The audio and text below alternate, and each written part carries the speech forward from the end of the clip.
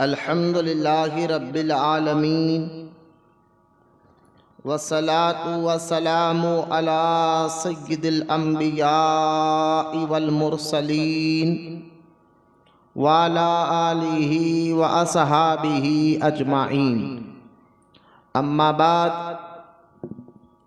वक़ाल अल्लाहु तआला फ़िल क़ुरआनिल मजीद फ़अऊज़ु बिल्लाहि मिनश शैतानिर रजीम बिस्मिल्लाहिर रहमानिर रहीम। क़ुल ला अस्अलुकुम अलैहि अजरन इल्लल मवद्दता फ़िल क़ुरबा आमन्तु बिल्लाहि सदक़ल्लाहुल अलियुल अज़ीम। वक़ाल अल्लाहु तआला फ़ी शानि हबीबिहिल करीम इन्नल्लाहा व मलाइकतहु युसल्लूना अलन नबिय्यि या अय्युहल्लज़ीना आमनू सल्लु अलैहि व सल्लिमू तस्लीमा। अल्लाहुम्मा सल्लि अला सय्यिदिना व मौलाना मुहम्मद मादिनिल जूदि वल करम व अला आलिहि व बारिक व सल्लिम सलातन व सलामन अलैका या रसूल अल्लाह सल्लल्लाहु तआला अलैहि व आलिहि व सहबिहि व सल्लम। अम्मा बाद, हर तारीफ और बड़ाई सिर्फ अल्लाह ताला के लिए है जो सारे जहान का मालिक है, मुख्तार है और जो सारे जहान का पालनहार है। मैं इस बात की गवाही देता हूँ कि आपके और हमारे प्यारे मैं इस बात की गवाही देता हूँ कि अल्लाह ताला के सिवा कोई इबादत के लायक नहीं, वो एक है, उसका कोई साथी और शरीक नहीं। और मैं इस बात की भी गवाही देता हूँ कि आपके और हमारे प्यारे आका और मौला हुजूर पुरनूर रहमते कौनैन हज़रत सैयदना मुहम्मद मुस्तफ़ा अहमदी मुश्तबा सल्लल्लाहु ताला अलैहि व आलिहि व सहबिहि व सल्लम अल्लाह ताला के आखिरी रसूल और उसके बरगुज़ीदा बंदे हैं।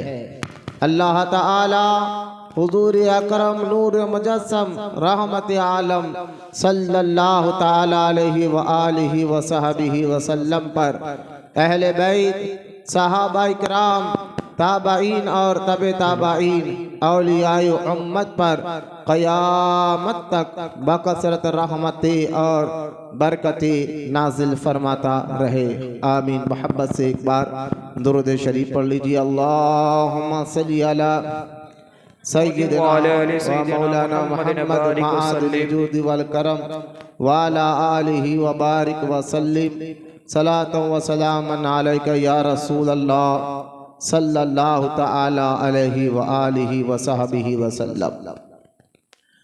मुअज़्ज़ज़ सामईन, अस्सलामु अलैकुम व रहमतुल्लाहि व बरकातुहू।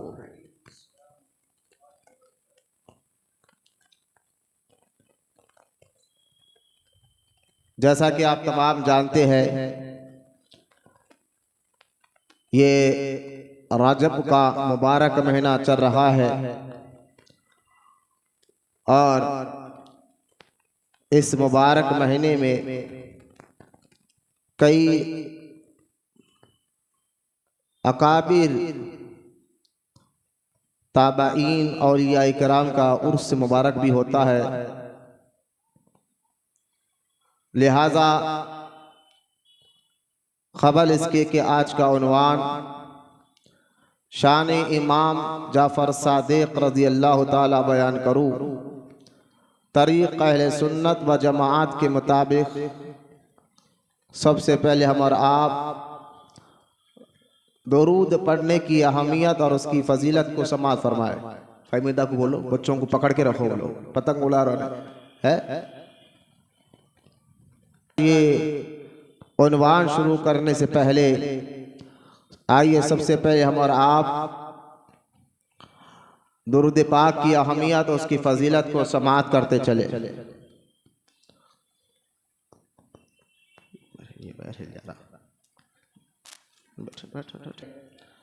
उन्हीं अहादीस मुबारका में आता है कि रहमत कौनैन सल्लल्लाहु ताला अलैहि व आलिहि व सहबी वसल्लम ने इरशाद फरमाया,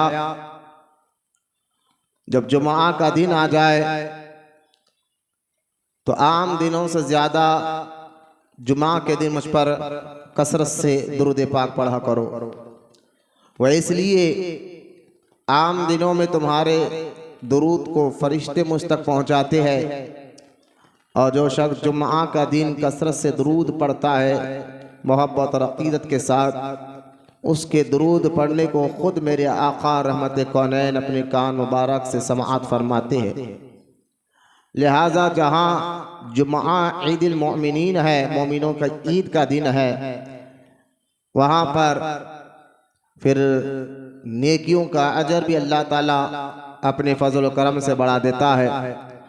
वहीं पर अगर हम दुरूद पाक की कसरत करें तो अल्लाह ताला उसके बदले में अपनी रहमत से भी नवाजता है, नेकियां भी अता फरमाता है और गुनाह भी माफ़ फरमाता है। दुरूद पाक एक ऐसा वजीफ़ा है जिसके पढ़ने से अल्लाह ताला मुश्किलों को आसान फरमाता है, तकलीफ़ों को दूर फरमाता है, नेकी अता फरमाता है, गुनाह माफ़ फरमाता है। दुरूद पाक एक ऐसा वजीफ़ा है जिसके पढ़ने वालों को अल्लाह ताला दुनिया में, क़ब्र में, आखिरत में भी कामयाबी अता फरमाता है। अल्लाह ताला हम तमाम को कहने सुनने से ज़्यादा अमल करने की तौफीक अता फरमाए, आमीन। मोहब्बत से एक मरतबा दुरूद शरीफ पढ़ लीजिए। अल्लाहुम्मा सल्ली अला सय्यदना व मौलाना मुहम्मद मआदिन जुद वल करम व अला आलिहि व बारिक व सल्लिम सलातु व सलामन अलैका या रसूल अल्लाह सल्लल्लाहु ताला अलैहि व आलिहि व सहबिहि व सल्लम। जैसा कि आप जानते हैं कि ये रजब का मुबारक महीना चल रहा है, और जैसा ये महीना शुरू हुआ तो लगातार 2 जुमा से मैं सफ़र में था। ख्वाजागान ख्वाजा हिंदल वली अता रसूल ख्वाजा गरीब नवाज रज़ी अल्लाह ताला अन्हो के उर्स मुबारक में शिरकत करने का अल्लाह ने मौका अता फरमाया, और फिर वहाँ से दिल्ली में भी कई अकाबिर औलिया इकराम की मज़ारात की ज़ियारत में हाजिर होकर अल्हम्दुलिल्लाह अल्लाह के फजल करम से सही सलामत अपने शहर में से वापस आया हो। तो गुज़िश्ता 2 जुमा आपने शान व ख्वाजा गरीब नवाज भी समात फरमाया, शान मौला अली भी, जो इस मस्जिद के नायब इमाम मौलाना सैयद नवीद कादरी साहब से आज का ये जुमा जो है, क्योंकि मैंने अभी आपको शुरुआत में खुतबे के दौरान कहा कि ये रजब का मुबारक महीना, इस महीने में कई अकाबिर औलिया इकराम की उर्स मुबारक का भी महीना है। उनमें आले रसूल, अहले बैत, 12 इमामों में से 6वें इमाम, मेरी मुराद मेरे आका मेरे मौला हुजूर सैयदना इमाम जाफ़र सादिक रज़ी अल्लाह ताला अन्हु का उर्स मुबारक है। तो उन्हीं की याद में आज इंशाअल्लाह आज का ये जुमा उनके फ़ज़ाइल, उनके मनाक़िब और उनके आजिज़ी वाले वाक़ियात भी आपके सामने रखकर कुछ बातें हम सबक सीखेंगे। लेकिन ख़बर इसके कि आपके मनाक़िब और आपके फ़ज़ाइल बयान करूं, एक बात याद रख ले कि जहाँ अल्लाह ताला ने हमारे आका रहमत कौनैन के ज़रिए जो दीन इस्लाम अता फ़रमाया है, तो दीन इस्लाम सिर्फ़ नमाज, रोज़ा, हज और ज़कात ही का नाम नहीं है, सिर्फ़ आमाल ही का नाम नहीं है, बल्कि दीन इस्लाम में अल्लाह ताला ने कुछ ऐसी शख्सियात को भी रखा है, कुछ ऐसे लोगों को भी रखा है जिनसे मोहब्बत करने का हुक्म खुद अल्लाह ताला ने कुरान पाक में अता फरमाया है। लिहाजा दीन इस्लाम जहाँ इबादत आमाल का नाम है, वहीं पर कुछ ऐसी शख्सियत है, कुछ ऐसे ज़ात मुबारक है, कुछ ऐसे लोग हैं जिनसे मोहब्बत करना भी दीन है, ईमान है, इस्लाम है और ज़रूरी है। सिर्फ अगर इस्लाम में अगर कोई सिर्फ अमल को ले ले और इन शख्सियात से मोहब्बत करना छोड़ दे तो भी आपका दीन मुकम्मल नहीं होगा। अगर कोई इन शख्सियात से तो मोहब्बत करे, अमल ना करे, तो भी अल्लाह की बारगाह में आप नाफरमान होंगे। सच्चे मोमिन, सच्चे मुसलमान की पहचान ये है जिसको वाकई अल्लाह से, रसूल से, दीन से मोहब्बत हो तो मुकम्मल दीन पे अमल करता है और दीन इस्लाम पर मुकम्मल पैरवी करता है। क्योंकि कुरान पाक में एक जगह अल्लाह ताला ने इरशाद फरमाया, ऐ ईमान वालों, इस्लाम में पूरे के पूरे दाखिल हो जाओ। ऐसा नहीं कि कुछ को माना कुछ को ना माना, ये ईमान वाले की शान और पहचान नहीं है। ईमान वाला तो वो होता है जो पूरे पूरे इस्लाम को मानता है और यही अल्लाह का कुरान पाक में हुक्म भी है। लिहाजा कुछ शख्सियात जिनसे मोहब्बत करना ईमान का जुज़ है, लाजिम है, ज़रूरी है। उन शख्सियात में कौन है? तो अम्बिया अलैहिस्सलाम और नबियों में सबसे अफजल, सबसे आला हमारे आका रहमत कौनैन सल्लल्लाहु ताला अलैहि वसल्लम की ज़ाती मुबारका है। फिर आपके सहाबा है रज़ियल्लाहु ताला अन्हु अजमाइन और आपकी अहले बैत है।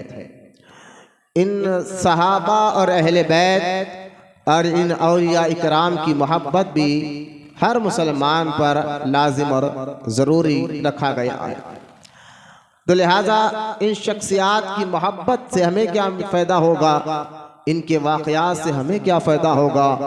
तो कुरान पाक में अल्लाह ताला ने सूरह नूह में इरशाद फरमाया कि ए हबीब, हम पिछले लोगों के क़िसस वाक़यात आपको इसलिए सुनाते हैं ताकि आपका सीना मजबूत हो। मुफस्सिरीन कहते हैं इस आयत पाक का जो तर्जुमा मैंने आपके सामने रखा, इस आयत पाक के तफसीर में फरमाते हैं, इस आयत पाक के से पता चला कि अल्लाह ताला के नेक और महबूब बंदों की वाक़यात, उनके ज़िक्र सुनने से हमारा अंदर यानी ईमान वाले के अंदर यकीन मजबूत होता है। अल्लाह पर यकीन, रसूल पर यकीन, दीन इस्लाम पर यकीन और साथ ही साथ यकीन के साथ अकीदा और अमल में मजबूती आती है। ये फ़ायदा है अल्लाह के नेक बंदों के वाक़यात सुनने का। और अल्लाह के नेक और महबूब बंदों के वाक़यात सुनने का जो ज़रिया है वो उनके वफ़ात मुबारक का दिन है, उनके उर्स मुबारक का दिन है। इस दिन को हम एक ज़रिया बनाकर अगर उनकी याद मनाए और उनके याद में उनके वाक़यात सुने तो ये कुरान का हुक्म भी है। इससे हमारा ईमान और अक़ीदा भी मजबूत होता है और जो है हमारा अमल भी मजबूत होता है। इसलिए हम जो है इन औलिया इकराम का उर्स भी मनाते हैं और उनकी याद भी मनाते हैं ताकि हमारा ईमान और अक़ीदा मजबूत हो जाए। लिहाजा यहाँ तक आपको बात समझाना था, मैंने समझा दिया। अल्लाह के फजल करम से क्यों बुजुर्गान दीन की याद मनाते हैं। कुरान पाक में अल्लाह ताला ने जहाँ नमाज, रोज़ा, हज, ज़कात का जिक्र किया है तो वहीं पर अल्लाह ताला ने कुरान पाक में हमारे और आपके प्यारे आका रहमत कौनैन के मुक़द्दस सहाबा इकराम का भी जिक्र किया है और आपके और हमारे प्यारे आका रहमत कौनैन के मुक़द्दस ख़ानदान का भी अल्लाह ने कुरान पाक में जिक्र किया है और फरमाया है रज़ी अल्लाह ताला अन्हु व रज़ू अन्हु। ये सहाबा और हुजूर पाक सल्लल्लाहु ताला अलैहि वसल्लम का ख़ानदान अहले बैत, ये वो लोग हैं जिनसे अल्लाह राज़ी हो चुका है। कुरान पाक में सूरह अल इमरान में अल्लाह ताला ने एक जगह इरशाद फरमाया जिसका मैं से तर्जुमा आपके सामने रखता हूँ, क्योंकि आज हुजूर सल्लल्लाहु ताला अलैहि वसल्लम के ख़ानदान अहले बैत, आपके ख़ानदान का जिक्र होना ज़रूरी है। आज उन्हीं ख़ानदान, आपके ख़ानदान मुबारक में से एक अजीम शान शख्सियत छठवें इमाम जाफ़र सादिक रज़ी अल्लाह ताला का जिक्र है। तो आइए पहले इस ख़ानदान को हम कुरान के ज़रिए समझते हैं कि अल्लाह ने इनको कैसा मुकाम व मर्तबा अता फरमाया और इनकी शान व अज़मत को क्या बयान फरमाया। बल्कि मेरे आका रहमत कौनैन ने यहाँ तक इरशाद फरमाया कि जब तुम्हारे यहाँ बच्चे पैदा हो और वो बड़े हो जाए तो सबसे पहले उनको 3 चीजें सिखाओ। 3 चीजें अपने बच्चों को सिखाओ। एक, हुजूर से मोहब्बत, दूसरा हुजूर के अहले बैत, हुजूर के खानदान से मोहब्बत, और तीसरा कुरान पाक की तिलावत। देखिए आप क्या फरमा रहे मेरे आका रहमत कौनैन कि जब तुम्हारे यहाँ बच्चे हो और बड़े हो जाए तो 3 चीजों की पहले तालीम दो। तालीम दो, ये नहीं कहा कि पहले कुरान सिखाओ उसके बाद मेरी मोहब्बत सिखाओ, पहले अहकाम सिखाओ उसके बाद मेरी मोहब्बत सिखाओ। नहीं, पहले कहा मेरी मोहब्बत सिखाओ, अपने नबी से मोहब्बत करना सिखाओ, और फिर फरमाया उसके बाद मेरे अहले बैत, मेरे खानदान से मोहब्बत सिखाओ, और जो है उसके बाद फरमाया तीसरे नंबर पर अब कुरान की तिलावत यानी दीन सिखाओ, अहकामात सिखाओ। तो लिहाजा इस हदीस को भी जहन में रखते हुए आइए, कुरान पाक में जहां अल्लाह ताला ने जहां बहुत से उलूम को, पूरी दुनिया भर के उलूम को इस जगह कुरान में जमा फरमा दिया है, हर चीज का अल्लाह ताला ने कुरान पाक में जिक्र कर चुका है। लिहाजा उसी कुरान पाक तीसरा पारा सूरह आल इमरान में अल्लाह ताला इरशाद फरमाता है कि ए ईमान वालो, अल्लाह ताला की रस्सी को मजबूती से पकड़ लो और आपस में तफर्रुका यानी आपस में बट ना जाओ। अब ये आयत मुबारका सूरह आल इमरान की है। अब सवाल यह है कि अल्लाह ताला कुरान में कहता है अल्लाह की रस्सी को मजबूती से पकड़ लो और आपस में बट ना जाओ, फिरके ना बनाओ। तो पहले इस आयत का 2 जवाब देते हुए मैं आपको आगे इस बात समझाता हूं। पहला जवाब ये आयत पाक का ये है कि अल्लाह की रस्सी को मजबूती से थामो, ये कुरान में अल्लाह फरमा रहा है। तो सवाल ये उठता है कि क्या इस रस्सी से मतलब क्या है, मुराद क्या है। देखिए कुरान को समझना हर एक का खेल नहीं होता। कुरान अल्लाह ताला के उलूम का वो गहरा समंदर है जिसकी गहराई में जिस पर अल्लाह करम फरमाता है वही गौताजन होता है। मिसाल के तौर पर अगर आप एक कश्ती में सवार हो रहे हैं समंदर में, तो कश्ती के में आप सवार हैं तो आपको क्या पता है कि समंदर कितने फीट गहरा है, कितने हजार फीट गहरा है, उसकी कश्ती की रफ्तार क्या है, फला फला। अगर ये सारे चीजें कश्ती में बैठने वाले को पता नहीं होता, हाँ कश्ती चलाने वाले कप्तान को जरूर पता होता है कि समंदर कितना गहरा है और कश्ती की रफ्तार क्या है, बाहर का मौसम क्या है, जो भी है। तो कश्ती में सवार होने वाले लोग जो है कप्तान पे भरोसा करते हैं और कप्तान बताता है इसकी गहराई क्या है, फला फला क्या है।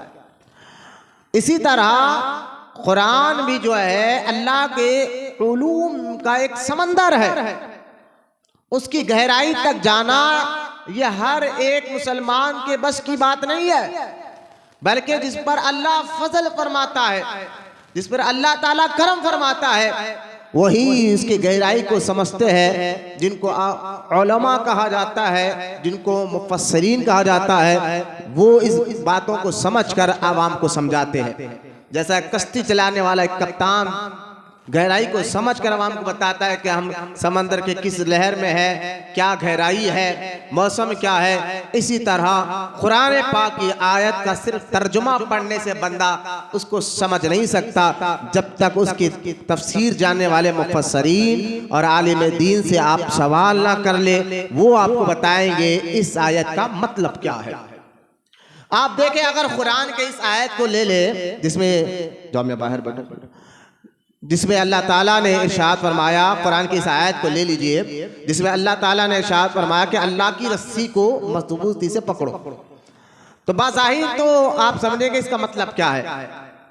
अगर खाली आयत का माना समझने से कुरान समझ में आता, जो आज कुछ लोग रील बनाने के दीवाने हो गए हैं, कहते कुरान को समझना है तो उसको माने के साथ पढ़ो, अरे भाई कुरान का सिर्फ माना पढ़ने से समझ में आ जाता तो फिर इस आयत का माना क्या निकालोगे? पता क्या चला, सिर्फ माना नहीं बल्कि कुरान को समझने के लिए उलमा की जरूरत होती है, उस्तादों की जरूरत होती है। उनके जरिए से अल्लाह के इस कलाम को आप समझ सकते हैं। और कुरान भी ये कहता है एक जगह कि ऐ लोगों, इल्म ना हो तो अहले इल्म से पूछो। तो कुरान पाक की इस आयत को समझना है तो आप देखिए, अब इस आयत में अल्लाह फरमाता है अल्लाह की रस्सी को मजबूती से पकड़ो। अगर उस रस्सी को तो मजबूती से पकड़ोगे तो आपस में बटोगे नहीं, अगर वो रस्सी को छोड़ दोगे तो आपस में बट जाओगे। और अल्लाह फरमाता है आपस में बटना अल्लाह को पसंद नहीं, तफर्रुकाबाजी करना अल्लाह को पसंद नहीं। तो अब सवाल यह है अल्लाह की रस्सी क्या है? कि आसमान से एक समझाने के लिए कह रहा हूं कि अल्लाह ताला ने आसमान से एक रस्सी छोड़ी है, मतलब ये है कि उसको पकड़ो। तो आप कहेंगे मौलाना कौन सी रस्सी कहाँ है, पता है, लेकिन आयत कुरान है, अल्लाह का कलाम है, यूं ही नहीं कहा जाता। तो इस रस्सी का मतलब क्या है? तो इस सवाल का जवाब यह है कि इसको समझना है तो कुरान के ज़ाहिरी माने को नहीं, अब इसकी तफसीर समझने वाले उलमा से पूछना पड़ेगा। हुजूर जो कुरान में अल्लाह फरमा रहा है अल्लाह की रस्सी को मजबूती से पकड़ो, तो इसका मतलब क्या है? तो इस कुरान को समझने वाले लोग में एक ज़ात मुबारका हजरत सैयदना इमाम जाफर सादिक रजी अल्लाह ताला अन्हो की भी है।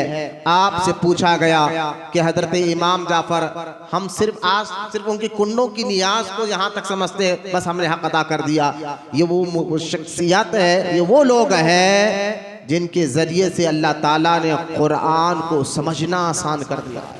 ये वो ज़ात है जिनके ज़रिए से अहादीस को समझना आसान हो जाता है। ये वो लोग हैं जिनके ज़रिए से दीन को समझना आसान हो जाता है। तो इमाम जाफर सादिक रज़ी अल्लाह ताला अन्हु से पूछा गया कि हुजूर आप बताइए कि अल्लाह ताला कुरान में सूरह अल इमरान में ये इरशाद फरमा रहा है अल्लाह ताला की रस्सी को मजबूती से पकड़ो, आपस में तफर्रुकाबाजी मत हो जाओ, बटो मत। तो इस अल्लाह की रस्सी से मतलब क्या है, मुराद क्या है? तो इमाम जाफर सादिक रज़ी अल्लाह ताला अन्हु फरमाते हैं यहाँ अल्लाह की रस्सी से मुराद हुजूर का खानदान मुबारक है। ये तफसीर में इमाम जाफर सादिक की कौल कई तफासिर में मौजूद है, कुरान की तफसीरों में, तफसीर जलालैन में भी बात मौजूद है। लिहाजा इमाम जाफर सादिक रज़ी अल्लाह ताला अन्हु फरमाते हैं कि अल्लाह की रस्सी से मुराद हुजूर का खानदान, यह अहले बैत है। अच्छा एक सवाल, इस अल्लाह की रस्सी से मुराद हुजूर का खानदान, ये तो समझ में आ गया। फिर आप ये देखते हैं जब कुरान में अल्लाह ताला ने फरमा दिया कि अल्लाह की रस्सी को मजबूती से पकड़ो, आपस में बटो मत, तो फिर हम देखते हैं कि आज के दौर में ईमान वालों के अंदर जो है ना, ये कई नमाज पढ़ने वाले, रोजा रखने वाले आपस में बटे हुए हैं। कोई वहाबी है, कोई अहले हदीस है, कोई कुछ है, कोई कुछ है। लिहाजा आप कह रहे हैं, आप ये सवाल ही उठ सकता है मौलाना, जब कुरान में अल्लाह ताला फरमाता है कि आपस में बटो मत, फिर ये मुसलमान आपस में बट क्यों गए? तो पहले इसका भी मैं आपको जवाब दे देता हूं कि देखिए आपस में बटो मत का मतलब ये है कि यहाँ अहले ईमान की बात हो रही है कि ऐ ईमान वालों आपस में बटो मत और आपस में तफर्रुकाबाजी मत करो। तो यकीन जानिए कि ईमान वाले कभी आपस में नहीं बटते। हाँ, कुरान में जहां आपस में बटने को अल्लाह ने मना फरमाया है, वहीं पर कुरान में अल्लाह ताला ने दो ऐसे लोगों, दो ऐसे फिरकों का भी जिक्र किया है और फरमाया है ला यस्तवी अस्हाबुन नारी व अस्हाबुल जन्ना। कुरान पाक में सूरह हश्र में अल्लाह फरमाता है ला यस्तवी अस्हाबुन नारी व अस्हाबुल जन्ना। क़यामत के दिन अल्लाह की बारगाह में दो गुरोह रहेंगे, एक जन्नती गुरोह और एक दोज़खी गुरोह। तो लिहाजा जन्नती और दोज़खी गुरु रहेंगे। तो लिहाजा जमीन पर कुछ ऐसे लोग हैं जो जन्नत के रास्ते पर चल रहे हैं और जमीन पर कुछ ऐसे लोग हैं जो दोज़ख के रास्ते पर चल रहे हैं। और कुरान में अल्लाह ताला फरमाता है जो जन्नत के रास्ते पे चल रहे हैं उनको कह रहा है कि तुम आपस में बंटो मत, जिनको अहले सुन्नत व जमात कहा जाता है। और ऐसे लोग भी रहेंगे तो तफर्रुआबाजी कर रहे हैं, तो इससे मुराद वो लोग नहीं। यहाँ एक इसकी कुरान पाक की आयत की बड़ी तफसील है जने मुख्तसर अंदाज में आपको, जहाँ यहाँ अल्लाह कह रहा है कुरान में कि अल्लाह की रस्सी को मजबूती से पकड़ो, आपस में बंटो मत, तो वहां पर अल्लाह कुरान में ये भी कह रहा है कुछ गुरु रहेंगे जो दोज़ख के रास्ते पे चल रहे होंगे। लिहाजा उनको आज के दौर में वहाबी बदअकीदा कहा जाता है। तो खैर ये आयत पाक की जो मैंने अभी पढ़ा है सूरह आल इमरान की, इसकी तायीद हदीस में भी आती है। मेरे आका सल्लल्लाहु तआला अलैहि वसल्लम, ये हदीस तिरमिज़ी शरीफ में भी है और दिगर मुहद्दिसीन ने जैसे कि अल मुस्तदरक में इमाम हाकिम ने भी इस हदीस पाक को लिखा है। वो हदीस पाक क्या है? मेरे आका, मैं हुजूर सल्लल्लाहु तआला अलैहि वसल्लम के मुबारक खानदान की अहमियत, अजमत और शान का जिक्र कर रहा हूँ, क्योंकि आज जिनका जिक्र हमें सुनना है वो कौन है? वो इमाम जाफर सादिक हुजूर के खानदान के फर्द में से एक फर्द है और 12 इमामों से 6वें इमाम है। तो लिहाजा इससे आपको पता चलेगा कि इनकी अहमियत क्या है, इससे आपको अंदाजा हो जाएगा। तो सरकार सैयदना इमाम जाफर सादिक रजी अल्लाह ताला अन्हो जो है, आपकी शान और अज़मत को समझने के लिए पहले कुरान और अहादीस के जरिए इन खानदान की अहमियत, मुकाम और मर्तबे को भी समझना होगा। लिहाजा आप गौर फरमाइए कि जामे तिरमिज़ी और इमाम हाकिम अल मुस्तदरक में हदीस पाक है, मेरे आका सल्लल्लाहु तआला अलैहि वसल्लम ने इरशाद फरमाया कि ऐ लोगो, मेरे जाने के बाद यानी क़यामत तक के मुसलमानों को हुजूर सल्लल्लाहु तआला अलैहि वसल्लम फरमा रहे हैं कि जब मैं दुनिया से चला जाऊंगा तो तुम्हें सीधी राह चलना है, अल्लाह तक पहुंचना है, क्योंकि अब क़यामत तक तो कोई नबी और कोई रसूल नहीं आएंगे जो हुजूर के जाने के बाद माज़अल्लाह कोई दूसरा नबी आकर अगर आप भटक गए तो आपको सीधी राह पर लेकर चले। नहीं, ऐसा हो ही नहीं सकता, क्योंकि आपके और हमारे नबी आखिरी नबी है। अब क़यामत तक कोई नबी नहीं आएगा, लेकिन लोग सीधे रास्ते से भटक सकते, गुमराह हो सकते हैं। तो मेरे आका सल्लल्लाहु तआला अलैहि वसल्लम ने इरशाद फरमाया, ऐ लोगों के मेरे जाने के बाद मैं तुम्हारे अंदर 2 चीजें छोड़ कर जा रहा हूं, जो इन दोनों को पकड़ कर रहेगा वो हरगिज हरगिज गुमराह नहीं होगा। अब ये हदीस पे जरा गौर फरमाइए, जो तिरमिज़ी शरीफ में भी है, अल मुस्तदरक में भी है। मेरे आका रहमत कौनैन फरमा रहे हैं कि बहुत क्या बात की है, गौर फरमाइए नौजवान बच्चे, आप भी गौर फरमाइए कि सरकार फरमा रहे कि मेरे जाने के बाद 2 चीजें तुमको पर छोड़ के जा रहा हूं और वो पकड़े रहोगे तो कभी तुम गुमराह नहीं होगे, उनके दामन को पकड़े रहोगे, कभी गलत रास्ते पर नहीं चलोगे, यानी अल्लाह तक पहुंच जाओ। अब ये क़यामत तक के मुसलमानों के लिए हुजूर ने एक जरिया बता दिया, सीधा रास्ता चलना यानी अल्लाह को राजी करने का रास्ता। अब वो 2 चीजें क्या है? क्योंकि अल्लाह की अता से मेरे और आपके नबी जानते थे कि क़यामत तक अजीब अजीब लोग पैदा होंगे, अजीब अजीब बातें करेंगे। कोई अल्लाह के वजूद का इनकार कर रहा है, कोई अल्लाह ताला के बारे में कुछ कह रहा है, तो कोई रसूल के बारे में कुछ कह रहा है, तो कोई फरिश्तों के बारे में कुछ कहेगा, कोई जन्नत के बारे में कुछ कहेगा, कोई दोज़ख के बारे में कुछ कहेगा, और कोई जो है आखिरत के बारे में, क़यामत के बारे में, नमाज के बारे में, रोजे के बारे में, अजीब अजीब वसवसे ख्यालात डालकर जो है आज जो दौर चल रहा है लोगों को दीन से दूर करने का, इस पर आप गौर करिए। तो अब हम कैसे बचे? तो अल्लाह ताला के रसूल सल्लल्लाहु ताला अलैहि वसल्लम ने एक आसान जरिया बताया, फरमाया 2 चीजें तुम्हारे अंदर हमेशा रहेगी, उसको मजबूती से पकड़े रहो, तुम हरगिज गुमराह नहीं हो सकते, बल्कि तुम सिरातल मुस्तकीम पर चलते रहोगे, अल्लाह तुमसे राजी रहेगा। तो आज के दौर में फितने देख रहे हैं आप, कोई अल्लाह के बारे में कह रहा है अल्लाह है नहीं माज़अल्लाह, और उस पर डिबेट हो रही है। और कुछ मन चले नौजवान समझते कि यार वहाबी है तो क्या हुआ, बहुत अच्छी बात की है उसने। जो अल्लाह के वजूद का इनकार कर रहा है और माज अल्लाह अल्लाह है ही नहीं, इस बात पर बात होना था, लेकिन बात हो रही अल्लाह की सिफत पे। लेकिन अहले इल्म जानते कि वहां बात क्या हो रही थी। लेकिन गौर फरमाइए कि ऐसे ऐसे फितने सुनने और देखने पड़े आज के दौर में।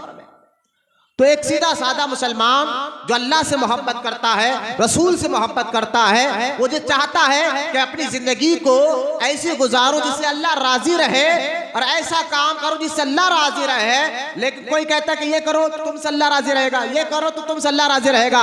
ऐसे फितरों के दौर में आप कहेंगे मौलाना हम करे तो करे क्या, क्या काम करे जिससे अल्लाह राजी रह सकता है। हर वहाबी कहता है हमारी बात सुनो अल्लाह राजी होगा जन्नत में, शिया कहता है हमारी बात सुनो अल्लाह राजी होगा जन्नत में तुम जाओगे। हर कोई कहता है हम सही है हम सही है, लेकिन सच्चा कौन है, सही कौन है, किन के रास्ते पर चलना है। तो याद रखे मेरा दीन और आपका इस्लाम, हमारा दीन और इस्लाम ऐसा नहीं है जिसके बारे में यूं ही उसको नहीं बना दिया गया है, बल्कि इसमें हर सवाल का जवाब है। और ये दीन इस्लाम क़यामत तक रहने वाला है और इसको किसी का बाप मिटा नहीं सकता। तो लिहाजा अल्लाह की अता से हमारे नबी जानते थे ऐसे फितने आएंगे, तो मेरे आका ने इसका जवाब पहले 1400 साल पहले दे दिया और फरमाया मेरे गुलामों अगर ऐसा दौर आ जाए तो मैं सीधा रास्ता चलना मुश्किल हो जाए और लोग कहे कि हम सही है हम सही है हम सही है, तो तुम परेशान मत हो, दो चीजें मैं छोड़े जा रहा हूं, इनके दामन को पकड़ लो, वो सीधे रास्ते पर है। जो दो चीज के रास्ते पर चल रहा है तुम भी उनके रास्ते पर चलो। सहाबा ने पूछा या रसूल अल्लाह वो दो चीजें क्या है। फरमाया एक कुरान है, दूसरा मेरे ही अहले बैत है। अच्छा मेरे एक कुरान, दूसरा अहले बैत, हुजूर का खानदान, सादात सरकार फरमाते हैं अलैहि सलाम ये दोनों क़यामत तक ऐसे जुड़े हुए रहेंगे। जरा गौर फरमाइए, क़यामत तक ऐसे जुड़े हुए रहेंगे, अलग नहीं होंगे, बल्कि अल्लाह की बारगाह में दोनों ऐसे ही आएंगे। तो लिहाजा अगर तुम्हें जो है ना एक कुरान और अहले बैत ये दोनों का दामन आपको मजबूती से पकड़ना है। अब सवाल फिर ये उठता है भाई सहाबा इकराम भी तो थे ना, उनके बारे में जो है क्या नहीं गया, बल्कि कहा गया कि अहले बैत। तो देखिए अल्लाह के नबी सल्लल्लाहु ताला अलैहि वसल्लम गैब दा नबी अल्लाह की अता से जानते थे कि 100 साल 150 साल के बाद तो सहाबा नहीं रहेंगे, क्योंकि सहाबी वही हो ना जिसने ईमान की हालत में हुजूर को देखा हो, जाहिरी जिंदगी में जिसने ईमान की हालत में हुजूर को देखा हो और ईमान की हालत ही में उसको मौत आई, वो सहाबी है। तो हुजूर के पर्दा फरमाने के बाद तो कोई सहाबी बन नहीं सकता। लिहाजा 100 साल के बाद तो सहाबी दुनिया से तशरीफ ले जाएंगे दुनिया से, तो क़यामत तक अगर कोई रहेगा तो हुजूर का खानदान रहेगा, सादात रहेंगे, सैयद रहेंगे। लिहाजा इसलिए अहले बैत का यहाँ जिक्र हुआ कि एक कुरान दूसरा अहले बैत, जो इनके रास्ते पर चलेगा अल्लाह उनसे राजी रह जाए। अब यहाँ एक एक बात पर गौर फरमाए, आगे बढ़ते हैं थोड़ा सा, मेरी पर तवज्जो दीजिए। आज इमाम जाफर सादिक की बात सुनना तो पहले इस खानदान की अहमियत को समझिए। इसलिए मेरे आका सल्लल्लाहु ताला अलैहि वसल्लम ने जहां पर कहा कि मेरे सहाबा से मोहब्बत करो, उनका अदब करो, उनकी इज्जत करो, वो आसमान के तारे हैं, जैसा किसी एक सहाबी के भी रास्ते पे चलोगे तुम जन्नत तक पहुंच जाओगे, इसी तरह मेरे सहाबा के बाद सरकार अलैहिस्सलाम ने फरमाया मेरे अहले बैत से भी मोहब्बत करो, और जो मेरे अहले बैत से मोहब्बत करता है मेरे आका फरमाते हैं वो मुझसे मोहब्बत करता है, और जो मुझसे मोहब्बत करता है वो अल्लाह से मोहब्बत करता है, और जो अल्लाह से मोहब्बत करता है अल्लाह अपने फजल से उसको जन्नत में दाखिल फरमाता है। तो ये ऐसा घराना है जिससे मोहब्बत करने का हुक्म अल्लाह ताला ने कुरान में भी दिया है, मेरे आका ने भी इरशाद फरमाया। अच्छा देखिए, ये तो सूरह अल इमरान की एक आयत की तफसीर में मैंने आपको बताया, अल्लाह फरमाता है अल्लाह की रस्सी को मजबूती से पकड़ो। सूरह शौरा में अल्लाह ताला ने यहां तक फरमाया इल्लल मवद्दता फिल कुर्बा, ऐ हबीब अपने गुलामों से कहिए कि आपके खानदान से मोहब्बत करें, मुआद्दत करें। ये कुरान में अल्लाह ताला फरमाता है। देखिए कुरान की आयतें पढ़ रहा हूं मैं, अल्लाह ताला कुरान पाक की आयत में फरमाता है ऐ हबीब आप फरमाइए कि आपके इल्लल मवद्दता फिल कुर्बा, आपके खानदान आपकी अहल बैत से मोहब्बत करे। इस आयत से कुरान पाक की ये कुरान का ये आयत पाक के जरिए पता चला कि क़यामत तक आने वाले मुसलमानों पर ये ज़रूरी है, ये लाजिम है कि हुज़ूर अलैहिस्सलातु वस्सलाम के ख़ानदान से मोहब्बत करे और उनका अदब और लाजिम ताज़िम करे। तो ये सिलसिला रहा है शुरू से। 1400 साल हो गया इस्लाम आकर, 1450 साल के करीब हो गया है। अब अगर हर दौर में देखे मुसलमानों ने हुजूर के ख़ानदान यानी सादात इकराम का बड़ा अदब किया है, मोहब्बत किया है, इज्जत किया। और क्यों ना करे जबकि वो हुजूर का ख़ानदान है अलैहिस्सलातु वस्सलाम। अब गौर फरमाइए कि जब करबला में इमाम ज़ैनुल आबिदीन रज़ी अल्लाह ताला अन्हु, जब करबला का वाक़या हुआ, उसके बाद इमाम ज़ैनुल आबिदीन रज़ी अल्लाह ताला अन्हु जिंदा, इमाम हुसैन के बेटे, इनका नाम अली बिन हुसैन था, लिहाजा ये जिंदा बचे और जो है करबला के मैदान से फिर इस ख़ानदान को माज़ल्ला जो है ऊँटों पर बिठाकर जब कूफा, मुल्क शाम में मुल्क इराक में एक इलाका है कूफा, वहाँ पर ले आया गया और लाकर जो है बाजार में माज़ल्लाह ये हुजूर के मुबारक खानदान को फिराया गया, ताकि बादशाह ने कहा, यजीद पलीद ने कहा था कि इन लोगों को बाजार में फैलाओ ताकि लोगों में डर बैठ जाए, जो हुकूमत के खिलाफ आवाज उठाता है उनका ऐसा हाल होता है। माज़ल्लाह ये हुजूर के मुक़द्दस खानदान के, जिसमें इमाम हुसैन की बहन थी और इमाम हुसैन के बेटे थे हज़रत इमाम ज़ैनुल आबिदीन, और फिर जो है इमाम हुसैन पाक की बेटियां थी और आपकी मुक़द्दस बीवियां थी, उनको मार्केट में माज़ल्लाह बाजार में पिलाया गया। तो उन लोगों में से एक आदमी, आप गौर फरमाइए, दुरूद शरीफ पढ़िए, अल्लाहुम्मा सल्ली अला सय्यिदिना मुहम्मद मादिन जुद वल करम वाला आलिहि व बारिक व सल्लिम सलात व सलाम अलैका या रसूल अल्लाह सल्लल्लाहु ताला अलैहि वसल्लम। मेरी पर तवज्जो फरमाए, जब ये खानदान को फिराया जा रहा था तो हुआ ये कि एक शख्स आगे बढ़ा, आगे बढ़कर जो है वो ये कह रहा था, किसको? इमाम हुसैन के बेटे को देखकर कह रहा था, वो कह रहा था कि ए ज़ैनुल, आपका नाम अली हुसैन था ना? उसने देखा, देखकर कहा, ए शख्स, माज़ल्लाह अल्लाह ने तुझे रुसवा कर दिया है। इमाम हुसैन के बेटे को देखकर कह रहे, अल्लाह ने तुझे रुसवा कर दिया है और जो है बादशाह को यानी माज़ल्लाह यजीद को कामयाबी दी है। हम इस बात पर, मैं इस बात पर, वो शख्स कहने लगा, मैं इस बात पर अल्लाह का शुक्र अदा करता हूँ। इमाम हुसैन के बेटे को देखकर इसने ऐसा अल्फाज कहे, मैं इस बात पर अल्लाह का शुक्र अदा करता हूँ कि अल्लाह ने ये खानदान कैसा बताने के लिए वाक़या सुना जा रहा हूँ, लिहाजा मैं अल्लाह का शुक्र अदा करता हूँ। इतना कहना था। आज जो ये रिवायत है अल्लामा यूसुफ नबहानी रहमतुल्लाह ताला अलैह अपनी किताब बरकाते आले रसूल में लिखते हैं, आप फरमाते हैं कि जो शख्स ने इमाम हुसैन के बेटे को देखकर कहा था अल्लाह का शुक्र है अल्लाह ने आपको रुसवा किया है, तो इसका जवाब देते हुए हजरत अल्लामा यूसुफ नबहानी फरमाते हैं, ऐसा कहने वाला शख्स, वो भी इमाम हुसैन के बेटे को, इमाम हुसैन के बेटे को ऐसा कहने वाला शख्स, आप फरमाते कि ये मुसलमान हो ही नहीं सकता। पहले जवाब सुनिए आप इस बात में, देख रहे सब उधर नहीं देखते। दुरूद शरीफ पढ़िए, अल्लाहुम्मा सल्ली अला सय्यिदिना मौलाना मुहम्मद मादिन जुद वल करम वाला आलिहि व बारिक व सल्लिम सलात व सलाम अलैका या रसूल अल्लाह सल्लल्लाहु ताला अलैहि वसल्लम। यानी आप फरमाते हैं अल्लामा यूसुफ नबानी कि कोई ईमान वाला हुजूर के खानदान को भी ये लफ्ज़ कह सकता है क्या अल्लाह ने आपको रुसवा किया है, अल्लाह ने आपको बदनाम किया? क्योंकि भाई कुरान की आयतें अहादीस में उनकी शानों का जिक्र है। तो अल्लामा यूसुफ नबानी कहते हैं एक ईमान वाला हुजूर के खानदान के लिए लफ्ज़ इस्तेमाल कर ही नहीं सकता। लिहाजा वो यजीदी शख्स ने जब इमाम हुसैन के बेटे के खिलाफ बकवास किया तो हजरत इमाम ज़ैनुल आबिदीन ने उस शख्स से कहा, तूने कुरान पढ़ा है? तूने कुरान पढ़ा है?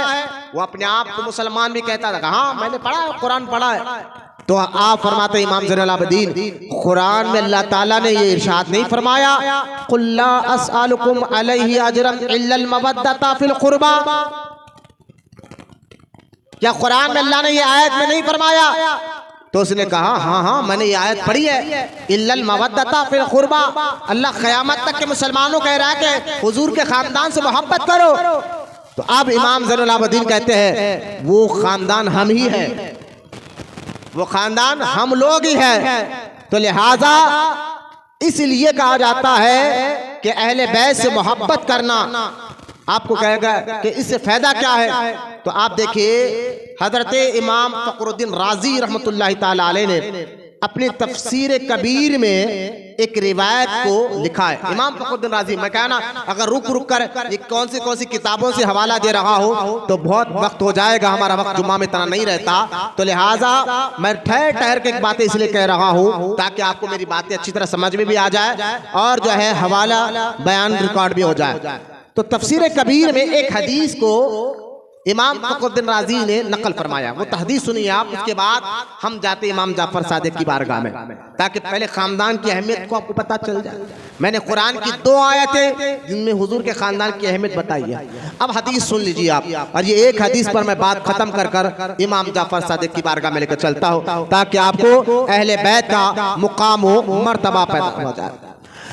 लिहाजा हदीस पाक में आता है जो इमाम फखरुद्दीन राजी रहमतुल्लाहि ताला अलैह तफसीर कबीर में लिखा, आप फरमाते हैं जो शख्स, हुजूर अलैहिस्सलातु वस्सलाम फरमाते हैं जो शख्स आले मोहम्मद यानी अहले बैत की मोहब्बत में मरा, गौर फरमाइए हदीस को, जो हुजूर के खानदान की मोहब्बत में मरा, मेरे आका रहमत कौनैन फरमाते हैं अल्लाह ताला उसको शहादत का मुकाम अता फरमाता है, शहादत का मुकाम व मर्तबा अता फरमाता है।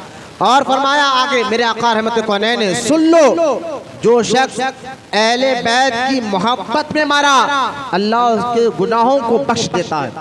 फिर आगे फरमाते खबरदार हो जाओ जो शख्स अहले बैत की मोहब्बत में फौत हुआ मरा तो वो फौत होना तो जान लो जो शख्स अहले बैत की मोहब्बत में फौत हुआ कि उससे पहले मलकल मौत और फिर नकीरैन यानी जब रूह निकलने वाला फरिश्ता, रूह निकालने वाला फरिश्ता जिसको मलकल मौत कहा जाता है, हुजूर फरमाते हैं जब अहले बैत की मोहब्बत में मरने वाले की रूह को मलकल मौत निकालते हैं, रूह निकालने से पहले कहते हैं शुक्र कर अल्लाह का कि तो हुजूर के खानदान की मोहब्बत में मर रहा है, अल्लाह तुझे जन्नत में दाखिल फरमाएगा।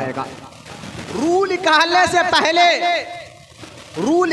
से पहले मलकल मौत कहेंगे मुबारक हो अल्लाह तुझे जन्नत में दाखिल फरमाएगा। और जब वो मर कर खबर में जाएगा और खबर में नकीरैन आएंगे, मुनकर नकीर सवाल करने आएंगे, तो लिहाजा रिवायत में आता है वो नकीरैन भी खबर में आकर उस मुर्दे को मुबारकबादी देंगे और फरमाएंगे मुबारक हो अल्लाह तुझे जन्नत में दाखिल फरमाएगा। क्यों? क्योंकि तू हुजूर के खानदान से मोहब्बत करता, उनके अहले बैत के मोहब्बत में मरा है। लिहाजा ये हदीस पाक बड़ी तवील इमाम फखरुद्दीन राजी ने नकल फरमाया है। यहाँ तक फरमाया जो आले बैत की मोहब्बत में फौत हुआ उससे एजाज के साथ यानी उसको इतनी इज्जत के साथ जन्नत रवाना किया जाएगा जिस तरह दुल्हन दुल्हे के घर को जाएगा। देखिए जो अहले बैत की मोहब्बत में मरा हुजूर सल्लल्लाहु ताला अलैहि वसल्लम फरमाते हैं उसको ऐसी इज्जत के साथ जन्नत में शान और शौकत के साथ भेजाया जाएगा जैसा एक दुल्हन को सज धरा कर उसके दुल्हे के घर भेजा जा रहा है। कितने फायदे हैं। जहाँ अहले बैत की मोहब्बत में मरा अल्लाह उसको शहादत का दर्जा दे रहा है। जो अहले बैत की मोहब्बत में मरा अल्लाह उसके गुनाह माफ फरमा रहा है। जो अहले बैत की मोहब्बत में मरा मलकल मौत उसको जन्नत की खुशखबरी दे रहे हैं। जो अहले बैत की मोहब्बत में मरा खबर में आने वाले फरिश्ते उसको जन्नत की खुशखबरी दे रहे हैं। जो अहले बैत की मोहब्बत में मरा, क़यामत के दिन अल्लाह ताला उसको इस इज्जत देगा और ऐसी इज्जत देगा जैसा दुल्हन सज धज कर घर जाती है दूल्हे के, ऐसी इज्जत के साथ उसको जन्नत में दाखिल फरमाएगा। कौन लोग हैं? जो हुजूर के खानदान से मोहब्बत करते हैं। आप गौर फरमाइए इन हदीसों पर कि हुजूर सल्लल्लाहु ताला अलैहि वसल्लम ने आगे इरशाद फरमाया, अच्छी तरह सुन लो, जो शख्स अहले बैत की मोहब्बत में मरा उसकी कब्र में जन्नत के दरवाजे खोल दिए जाते हैं, उसकी कब्र में जन्नत के दरवाजे खोल दिए जाते हैं। फिर आगे मेरा आका, अभी हदीस बड़ी बड़ी हदीस है ये, सरकार अलैहिस्सलातु वस्सलाम आगे फरमाते हैं, जान लो जो अहले बैत की मोहब्बत में मरा वो मसलके अहले सुन्नत पर मरता है। अहले सुन्नत की पहचान भी है, मसलक अहले सुन्नत पर फौत हुआ। और खुश ज़हन नशीन कर लो, मेरे आका फरमाते जो शख्स आले मोहम्मद अहले बैत की बुक्स में मरा, यहाँ तक तो मोहब्बत की बात चल रही थी, जो अहले बैत से दुश्मनी रखता है जरा उनके बारे में सुन लो। मेरे आका फरमाते हैं जो शख्स अहले बैत की बुक्स में दुश्मनी में मरा वो क़यामत के रोज इस हाल में आएगा, उसके आंखों के दरमियान लिखा होगा अल्लाह ताला की रहमत से ये नाउम्मीद है, अल्लाह की रहमत से ये नाउम्मीद है। खबरदार, आगे मेरा आका फरमाते खबरदार जो अहले बैत के से दुश्मनी पर मरा वो उसका ईमान भी खतरे में पड़ जाता है, यानी कुफ्र पर मरता है। लिहाजा मेरे आका इरशाद फरमाते कान खोल कर सुन लो, जो अहले बैत के बुग़्ज़ पर मरा वो जन्नत की खुशबू भी नहीं सुनेगा, जन्नत की खुशबू भी नहीं सुनेगा। ये था जहाँ कुरान की 2 आयतें और तफसीर कबीर से मैंने एक हदीस जो अल्लामा यूसुफ नबहानी रहमतुल्लाह ताला अलैह ने बरकाते आले रसूल किताब में लिखी है, मैंने आपके सामने वो हदीस बयान कर कर ये बता दिया। अब इस हदीस पाक से और कुरान की ये 2 आयतों से आपको अंदाजा हो जाएगा मेरे आका रहमत कौनैन का मुबारक खानदान कैसा है। आइए अब मैं आपको लेकर चलता हूँ इमाम जाफर सादिक की बारगाह में, जिनके हम कुंडों की नियाज करते हैं। ये खानदान का मुकाम पता चल गया, मर्तबा पता चल गया। अब आगे बढ़ते हैं। हजरत इमाम जाफर सादिक रज़ी अल्लाह ताला अन्हु की पैदाइश जो है 80 हिजरी में, एक रिवायत में आता है 80 हिजरी और एक रिवायत में आता है 83 यानी 83 हिजरी में। लिहाजा आप के वालिद इमाम जाफर सादिक के वालिद कौन है? वो इमाम मोहम्मद बिन बाकर है। इमाम मोहम्मद बिन बाकर के वालिद कौन है? वो हजरत सैयदना अली बिन हुसैन और अल मारूफ इमाम ज़ैनुल आबिदीन है। उनके वालिद कौन है? वो इमाम हुसैन रज़ी अल्लाह ताला अन्हु। और उनके वालिद मौलाए कायनात सैयद सादात अलीउल मुर्तज़ा रज़ी अल्लाह ताला अन्हु। देखिए आप गौर फरमाइए, एक तो ये बात कि मौला अली के बेटे इमाम हुसैन, उनके बेटे इमाम ज़ैनुल आबिदीन, उनके बेटे इमाम मोहम्मद बिन बाकर, उनके बेटे इमाम जाफर सादिक, ये इस तरह इमाम हुसैन के वालिद की तरफ से आप अली की औलाद में से आते, मौला अली पारा की अली मुर्तज़ा रज़ी अल्लाह ताला। और इमाम जाफर सादिक की वालिदा कौन? ये तो वालिद थे ना इमाम मोहम्मद बिन बाकर। आप वालदा कौन है? जरा वालदा का जिक्र भी कान खोल कर ये बच्चे अच्छा सुन ले, इससे अहले सुन्नत की मजबूती भी आपको पता चलेगी और दुश्मनाने सहाबा, दुश्मनाने अहले बैत की पहचान भी आपको और मुझको हो जाएगी। क्योंकि आज के दौर में कुछ अहले बैत से मोहब्बत करने का दावा करने वाले यानी काले कपड़े वाले सहाबा को गालियां देते हैं, लेकिन उनको पूछो जो 6वें इमाम है 12 इमाम में से, उनकी माँ कौन थी? जरा आप सीख लीजिए ये बातें। हम सिर्फ कुंडों की नियाज तक अगर रखेंगे, सीरत जिंदगी के बारे में नहीं जानेंगे तो दुश्मन हमारे ईमान, हमारे अकीदे को आसानी से खराब कर देंगे, जो आज हो रहा है। इमाम जाफर सादिक के वालिदा माँ नाम था उनका सैयदा फरवा, सैयदा फरवा। और ये कौन थी सैयदा फरवा? ये अबू बकर सिद्दीक रज़ी अल्लाह ताला अन्हु की नवासी है। अच्छा, ये माँ सैयदा फरवा और इमाम जाफर सादिक के नाना यानी सैयदा फरवा के जो वालिद है वो कौन है? वो हजरत सैयदना शेख कासिम। और इमाम जाफर सादिक के वालिदा जो सैयदा फरवा है माँ यानी नाना सैयदना कासिम है और आपके नानी जो है सैयदा अस्मा है। इमाम जाफर सादिक के नाना नानी का भी जिक्र बता रहा हूँ मैं आपको, वालिद की तरफ से नहीं, आप ये माँ की तरफ से एक खानदान का शिजरा बता रहा हूँ मैं आपको।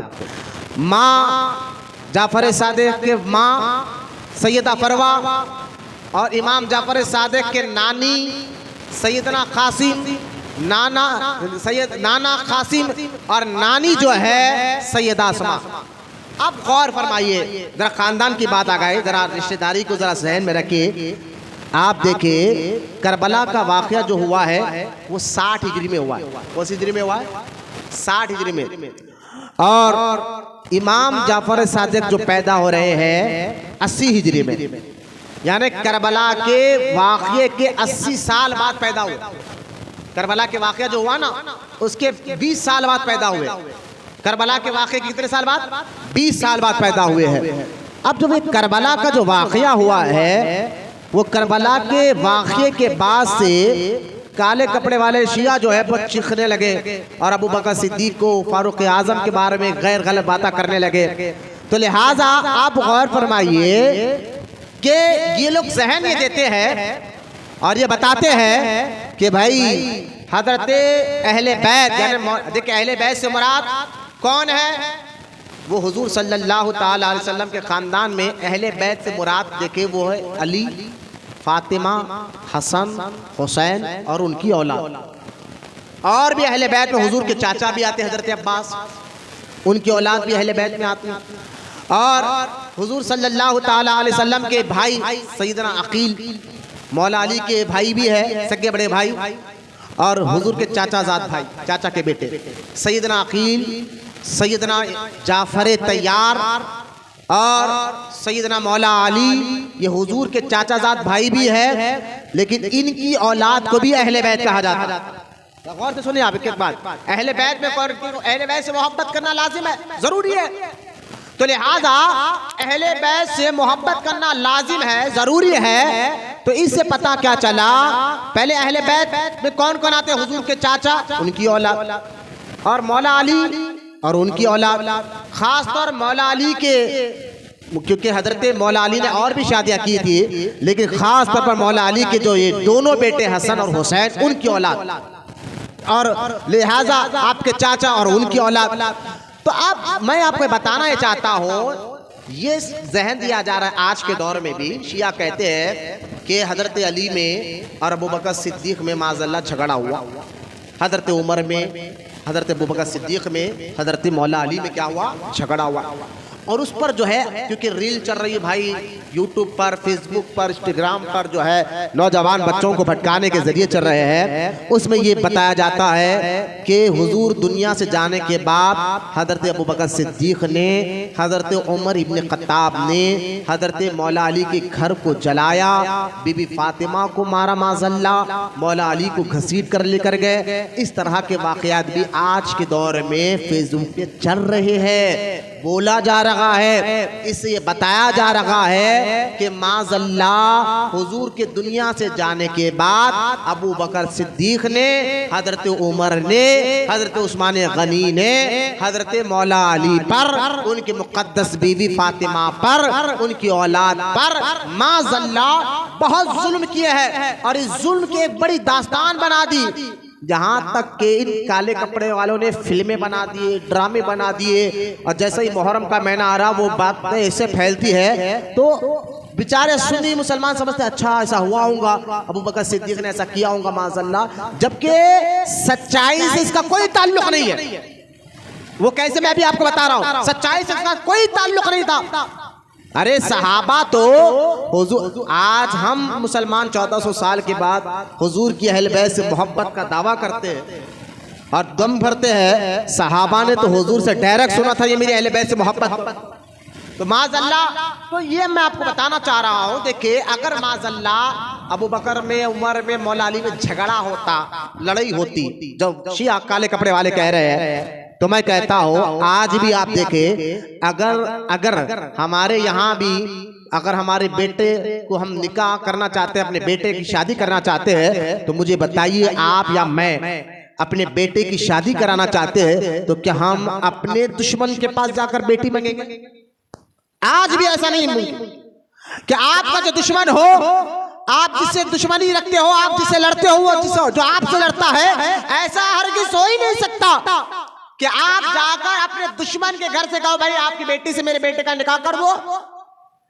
आप कहेंगे नहीं हो सकता, हम अपने दुश्मन के घर क्यों जाए? तो मैं कहता हूं आज ऐसा नहीं हो सकता। तो सहाबा और अहले बैत का मुकाम यह है कि सहाबा के घर से लोग जो है अहले बैत या हुजूर का खानदान मुबारक जो है अपनी बच्चियों का शादियां करते थे तो सहाबा के घर से बच्चियों को लाया करते थे। ये झूठ बोला गया है, बच्चों को जहन खराब किया जा रहा है कि नहीं झगड़ा था। मैं कहता हूं अगर माज़अल्लाह तुम कह रहे हो झगड़ा था तो इमाम जाफर सादिक जो 12 इमाम में से 6वें इमाम है, उनकी मां तो अबू बकर सिद्दीक की पोती है, नवासी भी है पोती भी है। अभी आप कहेंगे अभी तो आपने नवासी का दोनों रिश्ते, क्योंकि हजरत सैयदा फरवा जो इमाम जाफर सादिक की वालिदा है, उनके वालिद कासिम और उनके वालिद मोहम्मद और उनके वालिद अबू बकर सिद्दीक। ये इमाम जाफर सादिक की वालिदा के वालिद की बात करो, यानी नाना जाफर सादिक के नाना कौन है? कासिम। कासिम के वालिद मोहम्मद, मोहम्मद के वालिद अबू बकर सिद्दीक। और इमाम जाफर सादिक की वालिदा जो है उनकी जो नानी यानी इमाम जाफर सादिक की नानी है, और इमाम सैयदा उम्मे फरवा जो है इमाम जाफर सादिक की वालिदा, उनकी जो माँ है उनका नाम है सैयदा अस्मा, और उनके जो वालिद है अब्दुल रहमान, उनके वालिद भी अबू बकर सिद्दीक है। यानी इमाम जाफर सादिक के जो वालिदा है माँ, अपनी माँ की तरफ से भी सिद्दीकी है, अपने वालिद की तरफ से भी सिद्दीकी है। ये मैं आपको बता रहा हूँ। अब मुझे बताइए ये कौन है? सैयदा फरवा अबू बकर सिद्दीक की नवासी पोती, दोनों रिश्ते होना चाहिए। और ये कौन है? 6वें इमाम की माँ भी है।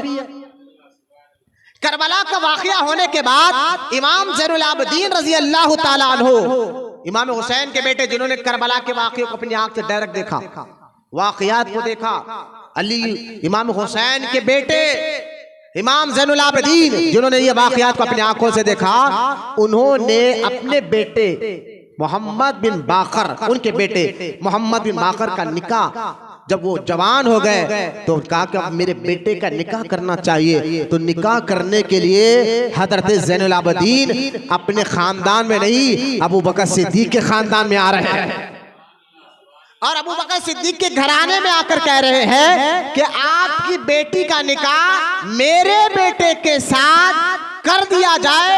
और लोगों ने देखा अबू बकर सिद्दीक की पोती का निकाह जो है इमाम हुसैन के बेटे ने अपने बेटे के साथ कर कर क़यामत तक के मुसलमानों को यह बता दिया सहाबा और अहले बैत में कोई झगड़ा, कोई लड़ाई नहीं थी। अगर कोई बोल रहा है, झूठ बोल रहा है, ये देखो रिश्तेदारियां हम कर रहे हैं और बता रहे हैं कि हम आपस में कितना प्यार, कितनी मोहब्बत करते हैं। गौर करें बच्चे, आप सब सोचिए, इमाम मोहम्मद बिन बाकर बड़े हो गए। कौन है इमाम मोहम्मद बिन बाकर? इमाम हुसैन के पोते हैं, इमाम जाफर सादिक के वालिद है, और गैब नबी हमारे नबी ने जो क़यामत तक इल्म रखते हैं, हमारे नबी ने अपने एक सहाबी हजरत सैयदना जाबिर से फरमाया था, ऐ जाबिर, अल्लाह जो उस वक्त तक मौत नहीं देगा, गौर से सुन जा, अल्लाह तुझे उस वक्त तक मौत नहीं देगा जब तक मेरे खानदान, मेरी औलाद में एक बच्चा होगा पैदा, उसका नाम मेरे नाम पर होगा मोहम्मद। जब वो बच्चा आएगा और तेरी मुलाकात उससे हो जाएगी तो मेरा सलाम उसको कहना। उसके बाद जो है तेरे मौत का वक्त, तेरे इंतकाल का वक्त होगा। अब गौर फरमाइए, हजरत मोहम्मद कौन है? इमाम जाफर सादिक के वालिद है। हजरत जाबिर रज़ी अल्लाह ताला अन्हु सहाबी रसूल है, हुजूर को देखा है। भाई हुजूर के पर्दा फरमाने के 80 साल बाद पैदा हुए इमाम जाफर सादिक, करबला के 20 साल बाद, हुजूर के दुनिया से जाने के 80 साल बाद पैदा हुए। और जब पैदा हुए और उनके वालिद मोहम्मद, इमाम जाफर सादिक के वालिद मोहम्मद बिन बाकर, जब ये इनके वालिद जब बच्चे थे ना, तो ये मदीने में हुजूर को सलाम करने रोज़े पाक पर जा रहे थे। हजरत जाबिर भी अपने गुलाम के साथ आए, क्योंकि ज़ईफ हो गए थे, आंखों की रोशनी कम हो गई थी। तो लिहाजा हजरत ज़ैनुल आबिदीन ने इमाम हुसैन के बेटे ने कहा, ये मेरे नाना के सहाबी है। गए जाकर कहा अस्सलाम वालेकुम। हजरत जाबिर ने वालेकुम सलाम कहा और कहा कौन? कहा हुसैन का बेटा अली, हुसैन का बेटा अली। आप खुश हुए और कहा मरहबा अले रसूल मरहबा। फिर फरमाया ए अली, यानी इमाम हुसैन के 3 बेटे थे ना, तीनों बेटों का नाम अली था। तीनों बेटों का नाम क्या था? अली था।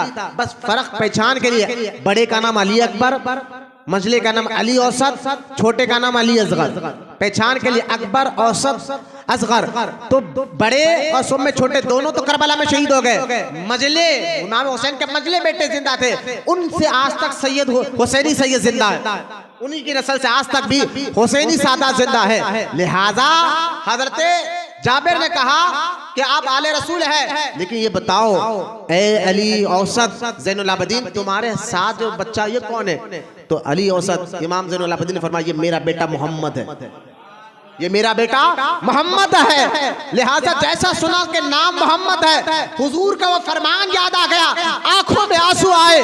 जहां भी रसूल ने कहा आपके बेटे शहजादे को आगे बढ़ाओ, और आगे बढ़ाने के बाद हाथ चूमा, और हाथ चूमकर वो सहाबी है, पैर भी चूमना चाहते थे, लेकिन जो है मोहम्मद बिन बाकर दूर हट गए। कहा ये क्या कर रहे हैं आप? कहा सुनो ए शहजादे, मेरे नबी ने फरमाया था जाबिर, उस वक्त तक तू मौत नहीं मरेगा नहीं जब तक मेरे खानदान में मोहम्मद नाम एक शख्स को ना देख ले। जब वो तुझे दिख जाए तो मेरा भी सलाम उसको कहना है। ये कौन है? इमाम मोहम्मद बाकर। इनके पैदा होने से पहले हुजूर ने उनको सलाम कहा। ये इमाम जाफर सादिक के वालिद है, इमाम जाफर सादिक के अब्बा है। और इमाम मोहम्मद बाकर रजी अल्लाह ताला अन्हु जब बड़े हुए, नौजवान हुए, तो इमाम ज़ैनुल आबिदीन ने अपने बेटे का निकाह अबू बकर सिद्दीक की नवासी से किया। भाई कोई झगड़ा नहीं था, बच्चे गौर से सुने, आप गौर से सुने। सहाबा और अहले बैत में कोई लड़ाई नहीं थी, झूठ बोला जा रहा। अगर इस पर मेरा टॉपिक निकले तो वक्त इसी में गुजर जाएगा, लेकिन मेरा मौजू इमाम जाफर सादिक है। इसलिए देखिए इमाम जाफर सादिक रज़ी अल्लाह ताला अन्हु 80 हिजरी में पैदा हुए, और आप ऐसे आबिद जाहिद इबादत गुजार था, और आपके अंदर ऐसी खास खास खूबियां थी, इसलिए आपको सादिक भी कहा जाता है, साबिर भी कहा जाता है। असल आपका नाम जाफर था, लेकिन अगर जाफर कहा जाए तो कई लोग शायद पहचानने में मुश्किल हो जाए, लेकिन मैं कहूँ इमाम जाफर सादिक तो लोग नाम से ज्यादा आपके लक़ब से पहचानते हैं। सादिक भी थे, साबिर भी थे, नाम जाफर था, वालिद का नाम मोहम्मद बिन बाकर था, उनके दादा का नाम इमाम ज़ैनुल आबिदीन था, उनके परदादा का नाम इमाम हुसैन था, और उनके सकड़ दादा का नाम मौला अली है। ये खानदान है इमाम जाफर सादिक का। वालिद की तरफ से अली है और अम्मी की तरफ से सिद्दीकी है। जरा गौर से सुनिए आप, अबू बकर सिद्दीक के नाम से तो काले कपड़े वाले चिढ़ जाते, आज भी मैं हैदराबाद की बात कर रहा हूँ, चिढ़ जाते, आंख नाक पीले हो जाते हैं। उनको कहना आज भी हुसैनी सैयद है ना, वो इमाम हुसैन की औलाद में से, उनके जिस्म में जो खून है, जहाँ हुसैनी खून भी है तो वहाँ सिद्दीकी खून भी है। जहाँ अली का खून दौड़ लगा है उनके रगों में, वो सिद्दीक का खून भी दौड़ लगा है, क्योंकि जो 12 इमाम में से 6वें इमाम उनकी माँ अबू बकर सिद्दीक के खानदान में से। लिहाजा कोई झगड़ा नहीं था, कोई लड़ाई नहीं था, सिर्फ बकवास किया जाता है हमारे अकीदे को खराब करने के लिए। इसलिए हम अहले सुन्नत, हमारा अकीदा क्या है, जो आला हजरत इमाम अहमद रजा ने फरमाया था, अहले सुन्नत का है बेड़ा पार, असहाब हुजूर नज्म है, नाउ है इतरत रसूलुल्लाह की। अहले सुन्नत तारों पर भी नजर रखते हैं, कश्ती पर भी सवार है, यानी अहले सुन्नत सहाबा से भी मोहब्बत करते हैं, हुजूर के खानदान से भी मोहब्बत करते हैं।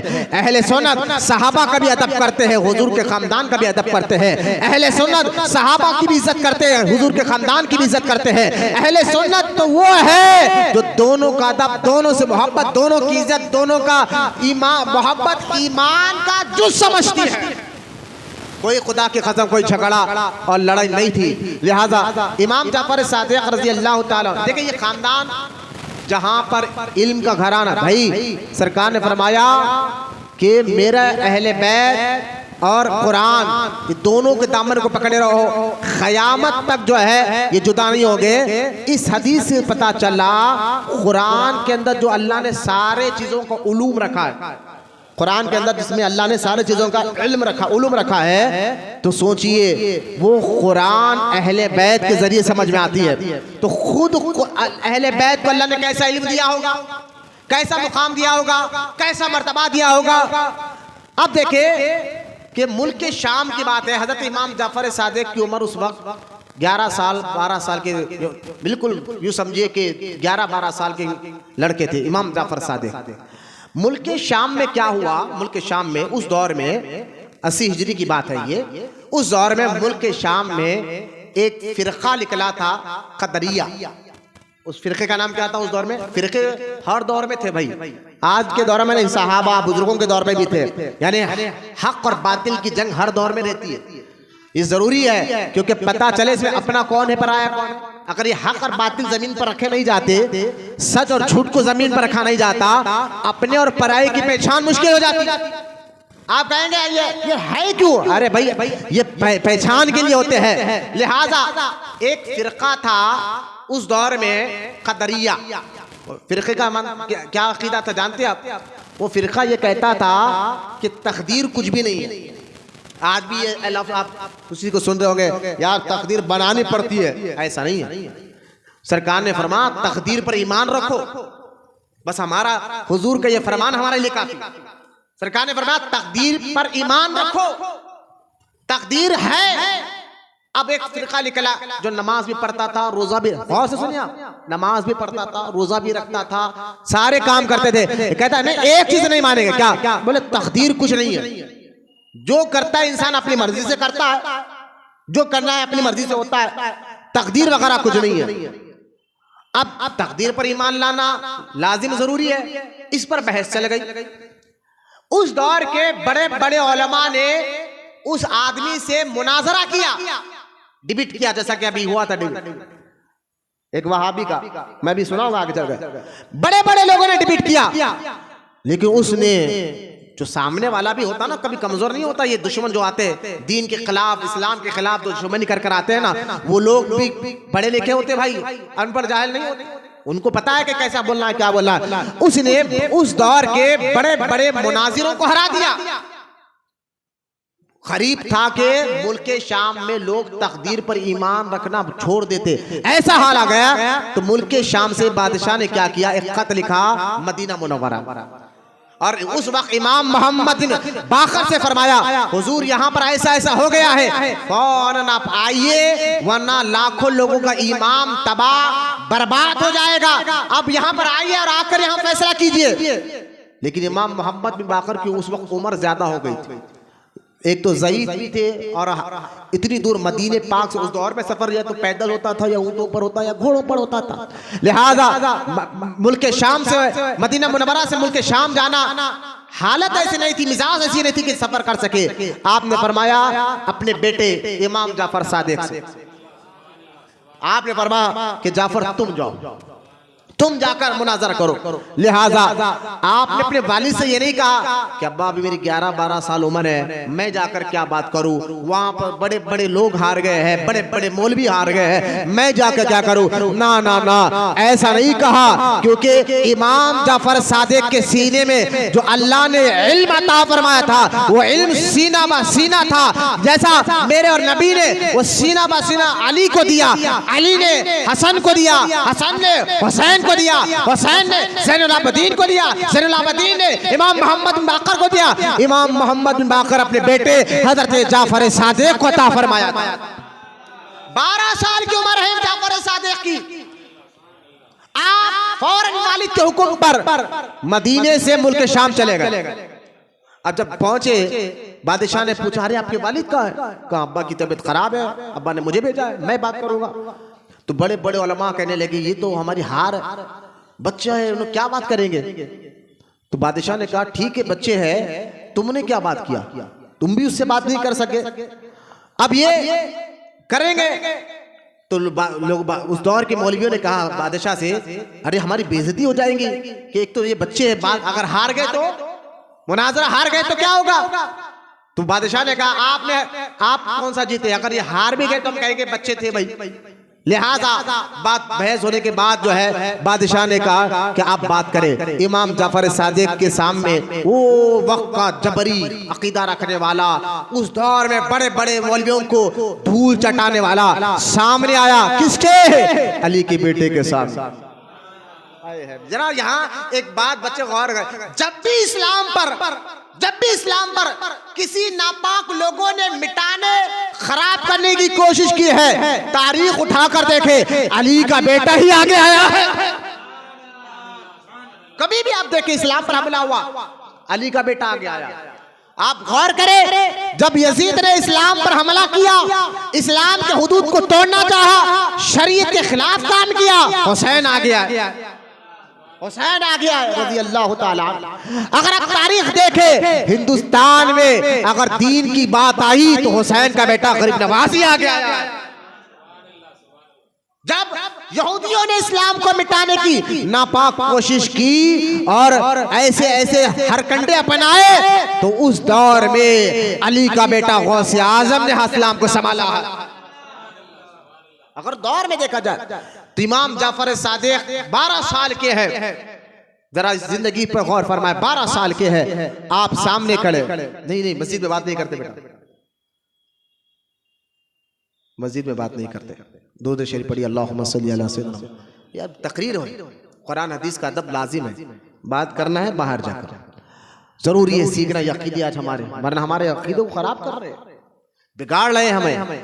लिहाजा इमाम जाफर सादिक 12 साल की उम्र में है और वो तकदीर का इनकार करना, जो कह रहा था जो करता है इंसान अपनी मर्जी से करता है, तकदीर कुछ भी नहीं है। लिहाजा इमाम जाफर सादिक रज़ी अल्लाह ताला अन्हु ने उस इमाम जाफर सादिक किसी से भी मुनाजरा करते थे ना, वो सिर्फ 1-2 मिनट का रहता था। अरे बोलिए सुभान अल्लाह। 1-2 मिनट वाले 2 मिनट में सामने वाले को धूल चटा दे, यानी उसको बताते कि इस्लाम क्या है। ज्यादा लंबी बहस नहीं होती, 1-2 मिनट।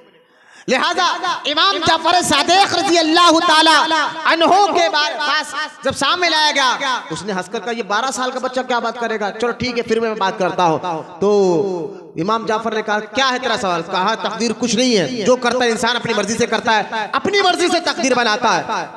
आपने फरमाया अच्छा इसका जवाब आसान से, एक काम कर। बोले क्या?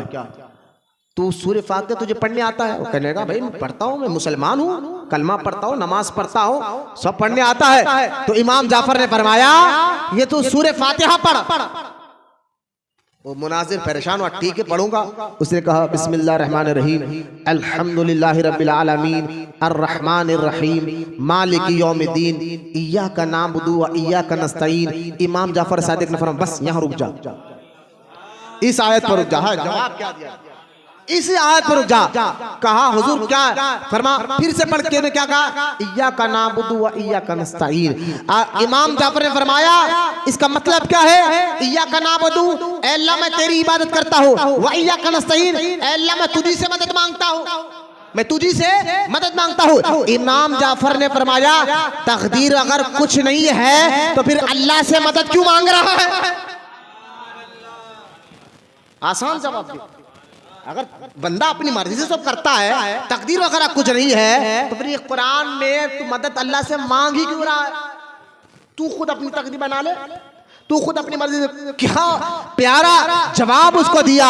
उसने जब ये बात को सुना, 12 साल की उम्र है मेरे इमाम जाफर सादिक की, हाथ चूमा और कहता हुजूर हाथ बढ़ाइए, फिर से कलमा पढ़ाकर मैं सच्चा मुसलमान बनकर बता। इमाम जाफर सादिक को हमने सिर्फ कुंडों के तक रखा है जनाब, न्यास कर रहे फातिहा दिला खत्म बात। मैंने कहा कभी उनकी जिंदगी को पढ़ो समझो।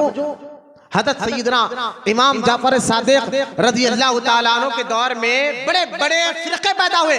अच्छा कि आज जैसा कि ये जो सोशल मीडिया पे जो हाल में डिबेट हुई है, क्योंकि मैं जवाब देता था, मैंने कहा ना मैं 10 दिन अजमेर के टूर पर था, अजमेर शरीफ के, वरना मैं जरूर देता था। एक नदवी जो वहाबी है उसने मुनाजरा किया वो अख्तर से, जो फिल्म स्टार है जावेद अख्तर, और लोग बच्चे नौजवान खुश हो गए, भाई वहाबी है तो क्या हुआ, अच्छा जवाब दिया। मैं कहता हूं कि देखिए पहला मैं ये सवाल ये करता हूं, देखिए हमारे उलमा ने कुरान पाक के जरिए बताया है कि जाहिलों से बहस करना अल्लाह ने मना फरमाया। कुरान की आयत है जाहिलों से बहस मत करो। चलो ठीक है, आप कहेंगे सोशल मीडिया का दौर जनाब, वो तो बड़े बड़े डेंगे मार रहा था। तो मैंने कहा ठीक है भाई, वहाबी एक तो मुनाजरा भी करा वहाबी, और वहाबी मुनाजरा कैसा कर रहा है कि जो अपनी किताबों में लिखे कि अल्लाह झूठ बोल सकता है वो मुनाजरे के लिए बैठा हुआ है। हाँ, ये वहाबियों की किताबों में हिफ्जुल ईमान और तहज़ीरुन नास, जिसमें उन्होंने ये लिखा कि अल्लाह झूठ बोल सकता है, हुजूर को इल्म गैब नहीं है। तो जो ये साहब जो बैठे थे ना नदवी, इनको कहो कि भाई कभी इस बात पर भी बहस करो। तो पहला सवाल। दूसरी बात यह है कि उस मुनाजरे में बात क्या हुई थी, जावेद अख्तर ने कहा था अल्लाह नहीं है, अल्लाह अल्लाह वाले वो था दहरिया किस्म, वो कह रहा था कि अल्लाह है ही नहीं, अल्लाह के वजूद पर बात होगी। लेकिन आपने देखा डिबेट में अल्लाह के वजूद पर बात नहीं, अल्लाह की सिफत पे बात हो रही है। मिसाल के तौर पर उसने सवाल किया कि जनाब अगर अल्लाह है तो फलस्तीन में क्यों नहीं बचा रहा, सवाल किया। लोगों ने, नदवी साहब ने जवाब दिया। मैंने कहा भाई वो नदवी सांप ने सांप है जिसने उसको मुनाजरा भी किया, फिर उसका हाथ भी चुमा है। जो बदमज़हब है उसकी इज्जत क्या की। खैर बात देखे, बात अल्लाह के वजूद की हो रही थी, लेकिन उसने सिफत की बात कर दी। देखिए वजूद और है, सिफत और है, यानी वजूद पहले माना जाता है, सिफत जाहिर होती है। मिसाल के तौर पर अगर कोई कहे कि जनाब मुल्क में फला जगह फसाद हुआ, अरे भाई प्राइम मिनिस्टर साहब क्या कर रहे हैं, है ही नहीं प्राइम मिनिस्टर।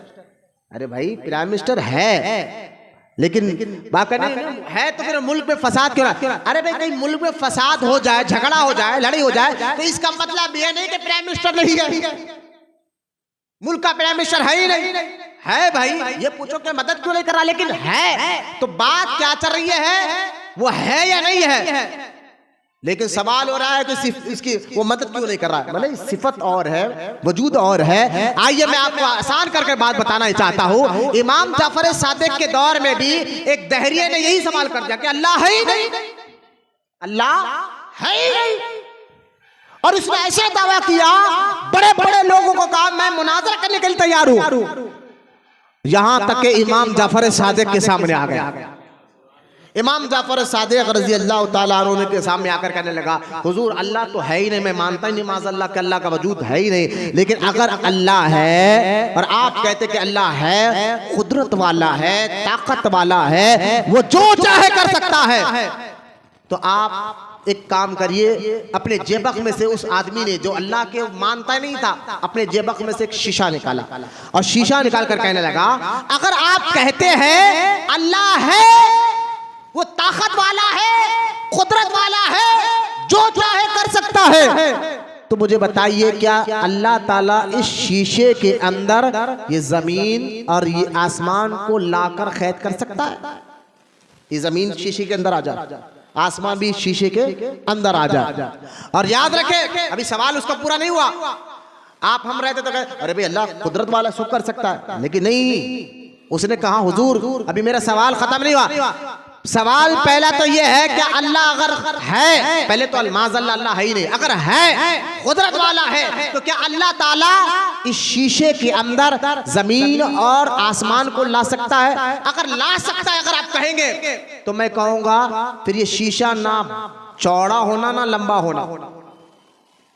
सवाल का दूसरा रुख देखिए आप, न शीशा चौड़ा होना ना लंबा होना, इतने शीशे में जमीन भी आ जाना, आसमान भी आ जाना। अगर आप कहेंगे ये भी हो सकता है तो मुझे अखली तौर पर सबूत दीजिए, कुरान से नहीं, हदीस से नहीं। जवाब आपका कुरान से नहीं होना। मैं तो रब को नहीं मानता तो कुरान को क्या मानूंगा माज़अल्लाह। जब अल्लाह ही को नहीं मानता हूं तो मैं क्या कुरान को मानूंगा, क्या हदीस को मानूंगा? जवाब कुरान हदीस से नहीं चाहिए, जवाब जो है अखली तौर पर चाहिए। अखली तौर पर है, ये है अली का बेटा, इमाम हुसैन का बेटा, इमाम जाफर सादिक जी के हम कुंडों के लिहाज करते हैं। सवाल गौर करें, क्या अल्लाह जमीन आसमान को शीशे के अंदर ला सकता है? ला सकता है तो शीशा ना बड़ा होना ना चौड़ा होना। तीसरा ये कि जवाब मुझे अक्ली तौर पर होना, ऐसा जवाब दीजिए जो अक्ल से समझ में आ जाए। कुरान से नहीं मानूंगा, हदीस से नहीं मानूंगा, अक्ल से बात समझ में आ जाए। इमाम जाफर सादिक, मैंने कहा ना आप जिससे भी बात करते मुनाजरा करते ज्यादा लंबा नहीं, 2 मिनट सिर्फ 2 मिनट बाद समझाए थे। आपने फरमाया इसका जवाब है। और तू कह रहे हैं ना कुरान नहीं हदीस नहीं, अक्ल से समझाए।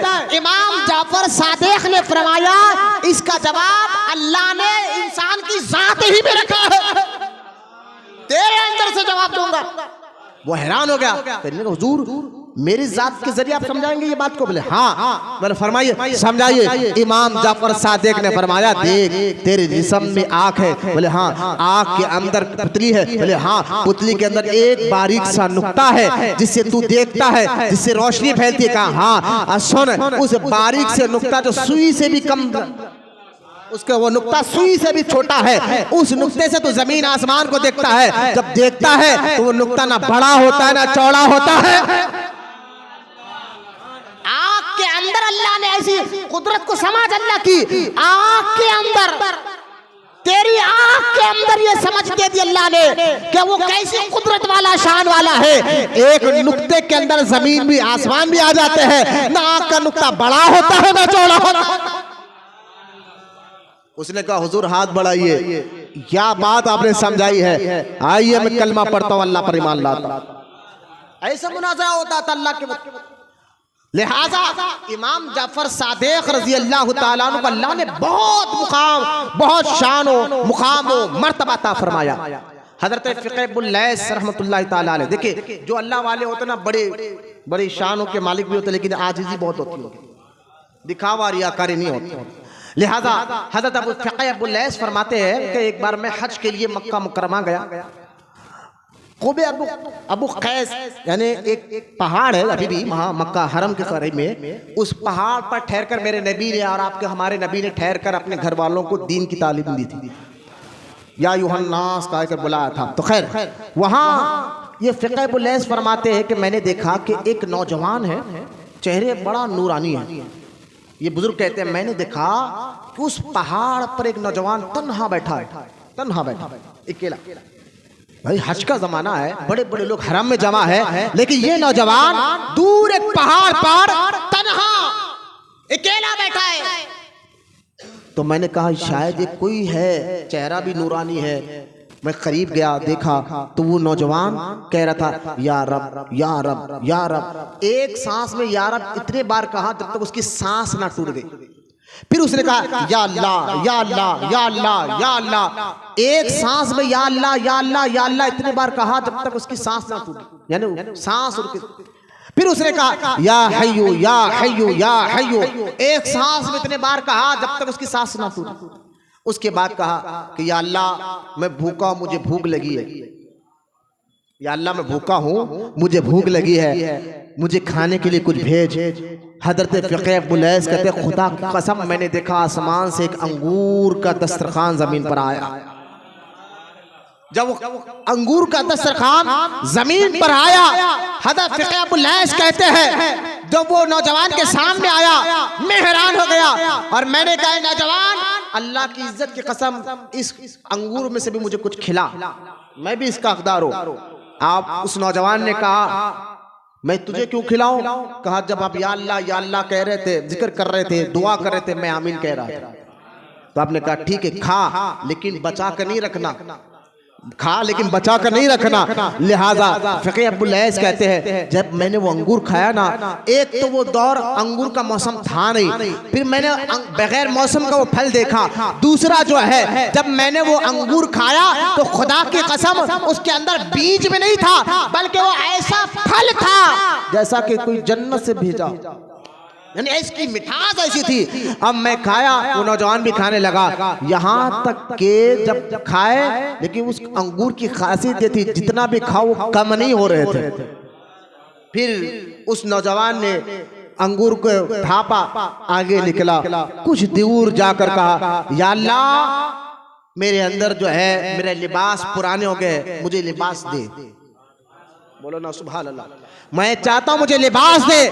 वो फ़िक़ह इब्न लैस कहते खुदा की कसम आसमान से 2 चादरें जमीन पर, 2 चादरें जमीन पर आई। उस नौजवान ने एक चादर को तहबंद की तरह बांध लिया, जिसको हम आज के दौर में लुंगी कहते हैं, तहबंद की तरह बांधा। दूसरी चादर को जिस्म पे ओढ़ लिया। जो पुरानी चादर थी उन दोनों चादरों को लेकर उस नौजवान ने मेरी तरफ पलट के कहा, ए अबू लैस। वो परेशान हो गए, ये तो मेरा नाम भी जानते हैं। बोलो ना सुभान अल्लाह, ये तो मेरा नाम भी जानते हैं। कहा, ए अबू लैस। वो कहने लगा, हुजूर आप मुझे पहचानते, मैं पहली बार मिल रहा हूं आपसे। कहा, मैं छोड़ो, हम तो सब कुछ जानते हैं, तुझे चादर की चाहिए? तब अबू लैस कहने लगे, हुजूर मुझे नहीं चाहिए, मेरे पास चादर है, मुझे नहीं चाहिए। लिहाजा अबू लैस कहते हैं मैं उनके पीछे पीछे गया। वो अरफात ये ना सफा और मरवा के पहाड़ियों की तरफ गए तो एक गरीब ने कहा कि हुजूर ये चादरें मुझे दे दीजिए। उस नौजवान ने वो 2 चादरें उनको दे दिया। फिर अवाम में मैं उनके पीछे पीछे जाने लगा। फिक़ह अबू लैस कहते हैं पब्लिक में वो ऐसा गुम हो गए, बहुत तलाश किया, मिले नहीं। दूसरे दिन काबतुल्लाह के तवाफ करते हुए फिक़ह अबू लैस कहते हैं वो नौजवान मुझे नजर आया तो मैंने देखा कोई उनका हाथ चूम रहा है, कोई उनकी पेशानी चूम रहा है, कोई उनका अदब कर रहा है। मैंने लोगों से पूछा, अरे ये कौन है? तो लोगों ने कहा ये रसूलुल्लाह का बेटा इमाम जाफर सादिक है। सोचिए जरा, कितने बड़े बुजुर्ग, कितना बड़ा मुकाम और मर्तबा अल्लाह ने उनका अता फरमाया। जुबान से कह दे अल्लाह का, जुबान से जो कह दे अल्लाह वो कर दे। आप कई आपने हज की इमाम जाफर सादिक ने एक मर्तबा जो है आप घर मदीना मुनव्वरा से हज के लिए निकले। गौर से सुने, थकान ना कर, सुने आप।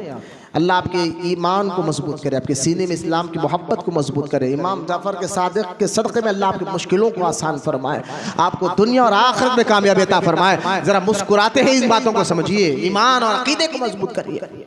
इमाम जाफर सादिक रज़ी अल्लाह ताला अन्हु जो है अपने चंद साथियों के साथ मदीना मुनव्वरा से आप हज के लिए निकले।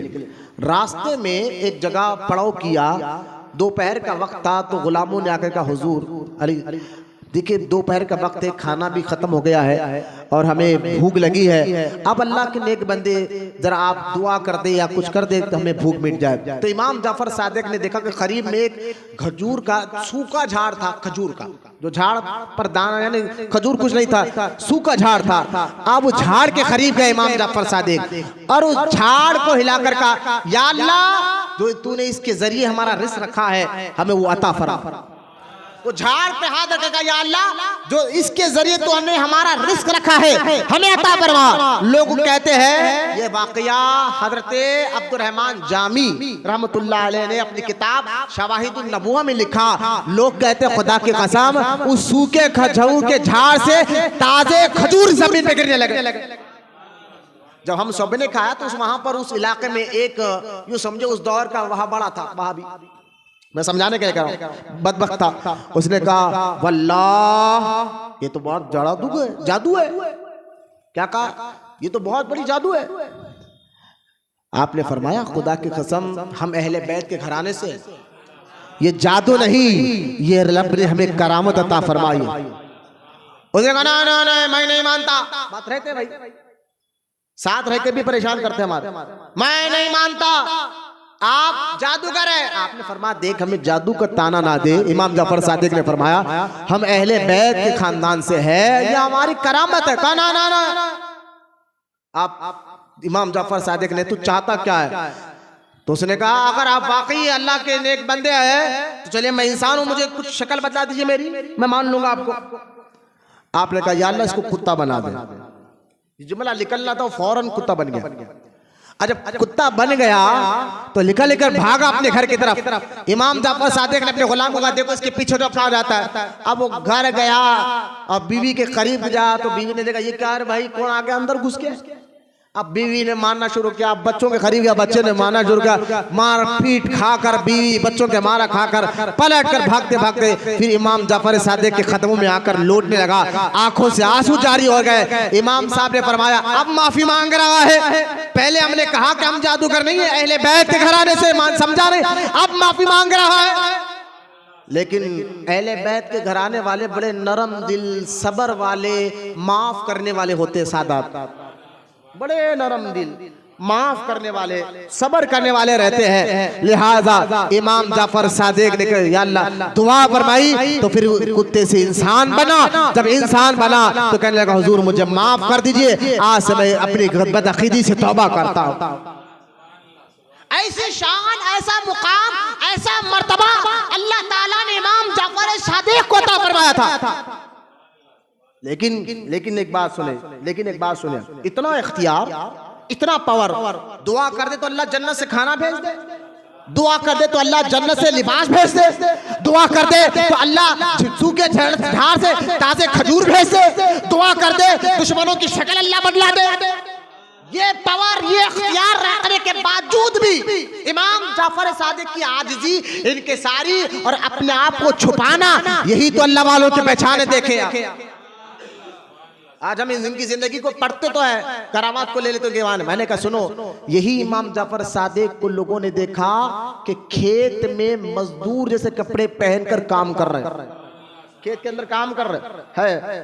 पावर है, इख्तियार है, लेकिन बताया आने वाली नस्ल को हर चीज पावर इख्तियार से नहीं, मेहनत भी करना। लिहाजा खेत के अंदर मजदूर जैसे कपड़े पहनकर काम कर रहे हैं।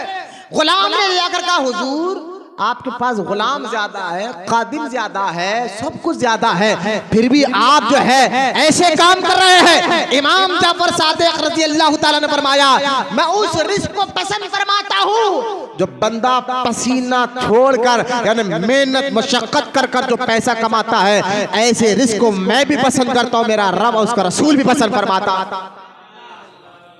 बोलो मोहब्बत से सुभान अल्लाह।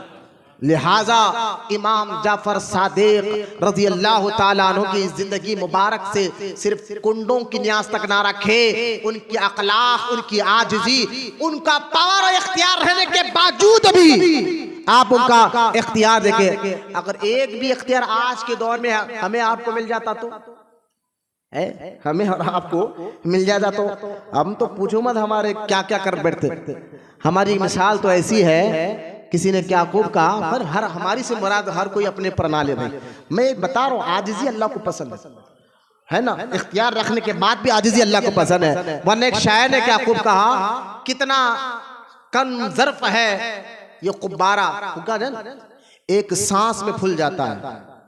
कितना कम ज़र्फ है ये गुब्बारा, एक सांस में फूल जाता है, उरूज पाते ही कमीना औकात भूल जाता है। अरे हवा में उड़ते फिर औकात भूल जाता। तो आज हमारा आइए जरा पैसे आए, जरा कुछ मिल जाए, पावर जरा कुछ मिल जाए, लेकिन यहाँ अहले बैत का इख्तियार है, पावर है, सब कुछ है। आजिज़ी देखे, ये अल्लाह को पसंद है। इख्तियार देखे, अल्लाह को पसंद है, आजिज़ी इनके सारी। अरे इमाम जाफर सादिक रज़ी अल्लाह ताला अन्हु ने अपने एक गुलाम को कहा मेरा ये काम कर दे। वो गया, कुछ देर हो गई आया नहीं। इमाम जाफर सादिक इतनी देर में तो आ जाना चाहिए। गए, जाकर उसको ढूंढने के लिए देखा, दोपहर का वक्त था, दुपकाले के दिन थे, गर्मियों के दिन थे। वो कुछ दूर एक झाड़ के नीचे आराम से सो रहा है। अली आपका गुलाम है, नौकर है आपका, एक झाड़ के नीचे आराम से सो रहा है। इमाम जाफर सादिक रज़ी अल्लाह ताला ने देखा कि तो आराम से सो रहा है। आप हराम रहते तो गुस्से में लाल पीले हो जाते, उसके पिछवाड़े में लात मार के मैंने तो काम के लिए भेजा, मेरा नौकर ये क्या करा। लेकिन इमाम जाफर सादिक करीब गए, जरा वो लोग भी सुने आप, इमाम जाफर सादिक कैसे आजिज़ी सब्र वाले, माफ करने वाले हैं। जो लोग कुंडों की न्याज में जहाँ नमाज की इतनी अहमियत नहीं देते और गोश्त के बारे में लड़ लेते हैं, तेरे गोश्त बनाना नहीं है, झगड़ा हो जाएगा। अजीब मंतिक है यार। लिहाजा हलाल चीज हो और इमाम साहब मना फरमा दे। लिहाजा आप बड़े नरम दिल, आपने जब देखा कि ये गुलाम तो यहाँ का सो गया है दोपहर का वक्त, ना आपने गुस्सा किया, ना उठाया, ना झिड़काया, घर गए, करीब में आपका मकान था, पंखा लिया, आकर उसके सिराने बैठकर पंखा करने बैठे। ये आजिज़ी है। मुस्कुराए लेकिन बात भी समझिए, अल्लाह ने क्या नरम मिजाजी दिया। जब पंखा करने बैठ गए, कुछ देर के बाद आँख खुली, देखा इमाम मेरे आका खड़े पीछे। आप शर्मिंदा हुआ, कहा हुजूर माफ कर दे, रात में मैंने जगा था इसलिए थोड़ा नींद आ गई, यहाँ पर थोड़ा लेट कर काम करूंगा वाला नींद लग गई। इमाम ने फरमाया जरा एक बात बता, रात में तू जगा था, किस लिए जगा था? हाय जरा कुंडों के लिए करने वाली गौर से सुने, इमाम साहब को क्या पसंद था और क्या पसंद नहीं है। जो पसंद था उसको तो हमने छोड़ दिया, और जो पसंद नहीं है वो कर रहे हैं। जो पसंद उनको नहीं है वो काम हम कर रहे हैं, और जो चीज उनको पसंद थी वो आप उनको नहीं कर रहे। अरे भाई, अगर बीफ पका लेंगे फातिहा में, ऐसा समझा जाता है कि बहुत बड़ा गुनाह कर दिया। इमाम जाफर सादिक रज़ी अल्लाह ताला अन्हु रास्ते में जा रहे थे, एक औरत जो अपने गाय के जरिए रिस्क कमाती थी, उसका दूध बेचकर, उसको हल चलाकर, गाय मर गई। औरत रो रही है बैठी। इमाम साहब ने देखा, कहा क्या हुआ? कहा हुजूर मेरी गाय मर गई, ये जरिए से दूध बेच के कमाती थी, खाती थी, हल चलाती थी। उसका नाम भी नहीं लेना बोलते लोग। 8 दिन पहले से घर को चुनना हो रहा, पानी हो रहा, ये हो रहा, 8 दिन से गोश्त बंद है। अरे भाई सुनो, इमाम जाफर सादिक ने देखा तो आप करीब गए और उसके दुम को हाथ लगाया, सर को हाथ लगाया और ठोकर मार के कहा, खुम भी इज़्निल्लाह, उठ अल्लाह के हुक्म से। नफरत होती था भाई, मेरे को तो नफरत है, इसका नाम भी नहीं होना, मैं देखता भी नहीं, ऐसा नहीं कहा, उठाया उसको। अरे भाई, जो चीज इस्लाम में हलाल है उसको अल्लाह वाले मना क्यों करेंगे? और अपने अक्ल, लिहाजा वो जिंदा हो गई। आपने उस औरत को दिया और औरत को बाद में पता चला ये जिंदा करने वाले कोई आम नहीं, अली का बेटा इमाम जाफर सादिक। लिहाजा इमाम जाफर सादिक ने अपने नौकर से पूछा, जरा ये बता, रात में तू सोने में देर कर दिया इसलिए यहाँ सो गया, दिन में लेकिन जगह क्यों? अगर दीन के काम के लिए जगह तो ये जायज है, अगर यूं ही गप्पे मारने के लिए जगह तो याद रख, यूं ही जगना और गप्पे मारना, मजाका करना, यूं ही टाइम पास के लिए रात में जगना, ना ये अल्लाह को पसंद है, ना रसूल को पसंद है, ना मुझे पसंद है। मैंने कहा इमाम जाफर सादिक के कुंडों के जो न्यास कर रहे हैं आप, मैंने कहा उनकी जिंदगी से पढ़कर कुछ आजिज़ी भी सीखो, कुछ इनके सहारी भी सीखो, कुछ सबर भी सीखो, कुछ माफ करना भी सीखो। अहले बैत का घराना, इख्तियार सब कुछ है, माफ कर रहे हैं, इख्तियार सब कुछ है, माफ कर रहे हैं, दे रहे हैं, दुआएं दे रहे हैं। लिहाजा आप तवज्जो फरमाए कि ये वो घराना है जिनके घराने की एक एक अदा और अल्लाह ने उनको बहुत ऊंचा मुकाम मर्तबा अता फरमाया। लिहाजा इमाम जाफर सादिक रज़ी अल्लाह ताला अन्हु मंसूर के दौर में आप थे, 2 मिनट रह गए, बात खत्म कर रहा हूँ। मंसूर के दौर में आप रह गए और मंसूर ने 147 हिजरी में, क्योंकि मंसूर को जब ये पता चला, मंसूर बादशाह था, उसने देखा कि भाई लोग हमारे आस्थाने में नहीं, ज्यादा इमाम जाफर सादिक के आस्थाने में आ रहे हैं। अरे भाई, इल्म का दरिया, अखलाक, करामत इमाम जाफर सादिक के जरिए इतने बड़े हैं, करोड़ों अनफियों का ईमान, इमाम आजम अबू हनीफा भी, वो भी शागिर्द थे इमाम जाफर सादिक के। इमाम जाफर सादिक से हजरत नोमान बिन साबित ने पढ़ने के बाद इमाम आजम बने। 2 साल पढ़ा। कितने साल पढ़ा? 2 साल पढ़ा। यो है इमाम जाफर सादिक रज़ी अल्लाह ताला। अच्छा, उनका अकीदा देखे, शिया तो इनको अपना इमाम कह रहे हैं, मैंने कहा इमाम कह रहे हो ना, उनका अकीदा भी अपना। तुम तो अबू बकर सिद्दीक और फारूक आजम के नाम से चिढ़ते हो। इनके दादा इमाम जाफर सादिक के दादा कौन? इमाम ज़ैनुल आबिदीन के पास एक शख्स आया, आकर कहने लगा, हुजूर अबू बकर और उमर के बारे में आप क्या राय रखते हैं, उनका मुकाम क्या है अल्लाह के यहाँ, रसूल के यहाँ? इमाम ज़ैनुल आबिदीन करबला के जो जिंदा शहीद होने वाले, बचने वाले हजरत इमाम ज़ैनुल आबिदीन इमाम जाफर सादिक के दादा आप जलाल में आए और आकर फरमाया कि आज अबू बकर और उमर का जो मुकाम है वही मुकाम हुजूर की ज़ाहिरी जिंदगी में था। यानी हुजूर के रोजे को बताकर कहा, आज जहां अबू बकर और उमर हुजूर के साथ आराम कर रहे हैं, ऐसा ही ज़ाहिरी जिंदगी में उनका मुकाम मर्तबा भी था। ये था अहले बैत और सहाबा की मोहब्बत। इमाम जाफर सादिक के पास एक शख्स आया, कहने लगा, हजरत अबू बकर सिद्दीक के बारे में आप क्या कहते हैं? तो आप फरमाते, अबू बकर सिद्दीक है, अबू बकर सिद्दीक है, इतना कहना था। सवाल करने वाले का, आप अबू बकर को सिद्दीक कह रहे हैं? इमाम जाफर सादिक जलाल में आए आए और खड़े होकर फरमाया, वल्लाहि सिद्दीक, वल्लाहि सिद्दीक, वल्लाहि सिद्दीक। इमाम जाफर कहते हैं, अल्लाह की कसम, अबू बकर सिद्दीक है, सिद्दीक है, सिद्दीक है। इमाम जाफर सादिक तो ये कह रहे हैं कि मैं वालिद की तरफ से एक बार पुकारा जाऊंगा, माँ की तरफ से अबू बकर सिद्दीक के जरिए से 2 बार पुकारा जाऊंगा, क्योंकि सिद्दीक अकबर ने मुझे 2 बार जन्म दिया। ये कह रहे हैं अबू बकर सिद्दीक के बारे में। कौन? इमाम जाफर सादिक, 12 इमाम में से 6वें इमाम। अकीदा देखो तो लिहाजा न अहले बैत में कोई झगड़ा था, न सहाबा में कोई झगड़ा था। इमाम जाफर सादिक रजी अल्लाह ताला अन्हु का अकीदा अपनाओ, उनके आजिजी, उनके इंकिसारी देखो। इख्तियार है फिर भी आजिजी, मेहनत कर कर बता रहे हैं। इख्तियार है गुलामों को माफ कर कर बता रहे हैं। इख्तियार है दीन पर अमल कर कर बता रहे हैं। इख्तियार है खौफ खुदा में रात रात भर रोया कर रहे हैं। इख्तियार है अपनी दाढ़ी को पकड़ कर इमाम जाफर कहते हैं, कल क़यामत के दिन मेरे नाना रसूलुल्लाह सल्लल्लाहु अलैहि वसल्लम पूछेंगे, ए जाफर तूने मेरे दीन पर कितना अमल किया, तो मैं क्या जवाब दूंगा? आज उनके नाम पर नमाजें छोड़ते हो, उनकी नियाज के नाम पर इबादतें छोड़ते हो और कहते हो इमाम साहब बख्शवा लेंगे। इमाम साहब यकीनन अहले बैत के सदक़े में बख्शिश होगी, लेकिन आप देखें वो अमल करने वाले लोग थे। जहां अकीदा उनका मजबूत था, वो अमल वाले भी थे। मंसूर ने आपको मारने की बड़ी कोशिश की इमाम जाफर को, यहां तक कि एक बार अपने खादिम जल्लाद को कहा, जब इमाम साहब आए ना, मैं अपने सर का इमामा ऐसा उठाता हूं रखता हूं, उठाता हूं रखता हूं, फौरन समझना ना, सर कलम कर देना। इमाम जाफर को बुलाया गया।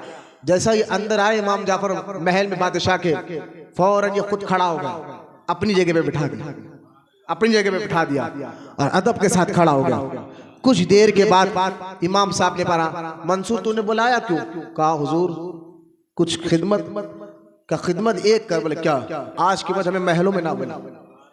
बोला ना सुभान अल्लाह, हमें महलों में ना बुला। कहा ठीक है हुजूर। इधर जल्लाद परेशान है, ये क्या हुआ बादशाह को? कह रहा था आते ही मैं 2 बार इमामा हटाऊंगा, लेकिन उठाए तो अदब से अपनी जगह पे बिठाया, अदब से हाथ बनकर खड़ा हो गया और फिर कह रहा है हुजूर कुछ खिदमत। इमाम जाफर सादिक ने कहा आज के बाद बुला मत, हमारी मिजाज नहीं है कि महलों में आए। लिहाजा इमाम जाफर सादिक चले गए वापस। जब वापस चले गए, जल्लाद ने आकर कहा हुजूर क्या हुआ? इतने में बादशाह बेहोश ही हो गया। असर से लेकर इशा तक बेहोश रहा, 3 नमाजें उसकी छूट गई।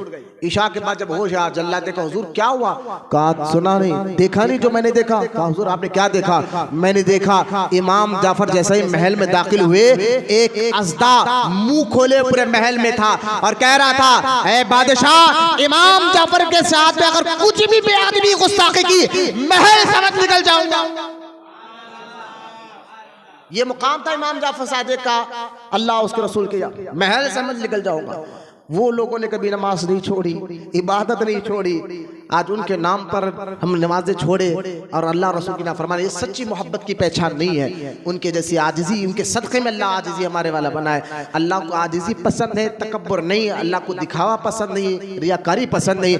अल्लाह की इबादत, अल्लाह की मोहब्बत और उसकी रिजा के लिए करे, यही पैगाम है। और अकीदे को अहले सुन्नत व जमात के मुताबिक रखे।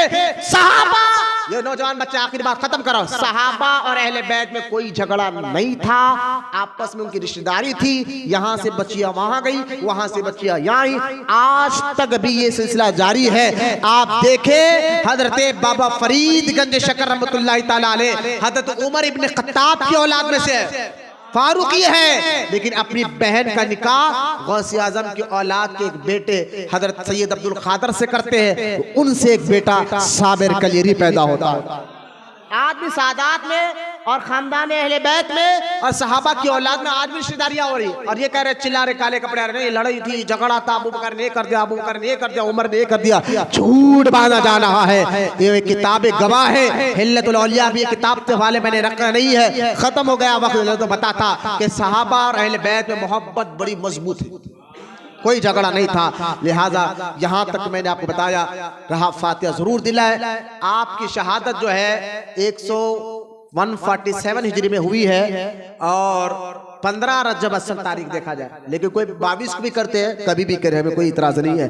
22 रजब हो या 15 रजब हो, फातिहा जरूर दिलाए। अहले बैत का घराना है, इनके वसीले से दुआएं भी करे, अल्लाह इनके वसीले से मुश्किलों को भी आसान फरमाता है। अल्लाह की बारगाह में दुआ है, अल्लाह हम तमाम को कहने सुनने से ज्यादा अमल की तौफीक अता फरमाए। अल्लाह ताला हमें सच्चा आशिक रसूल बनाए। अल्लाह हमारे औलादों में क़यामत तक आशिक रसूलों को पैदा फरमाए। हर नौजवान को मौला बदअक़ीदा तहरीकों वहाबियों से उनके ईमान और अक़ीदे की हिफाजत फरमाए। आमीन। वमा अलैना इल्लल बलाग वल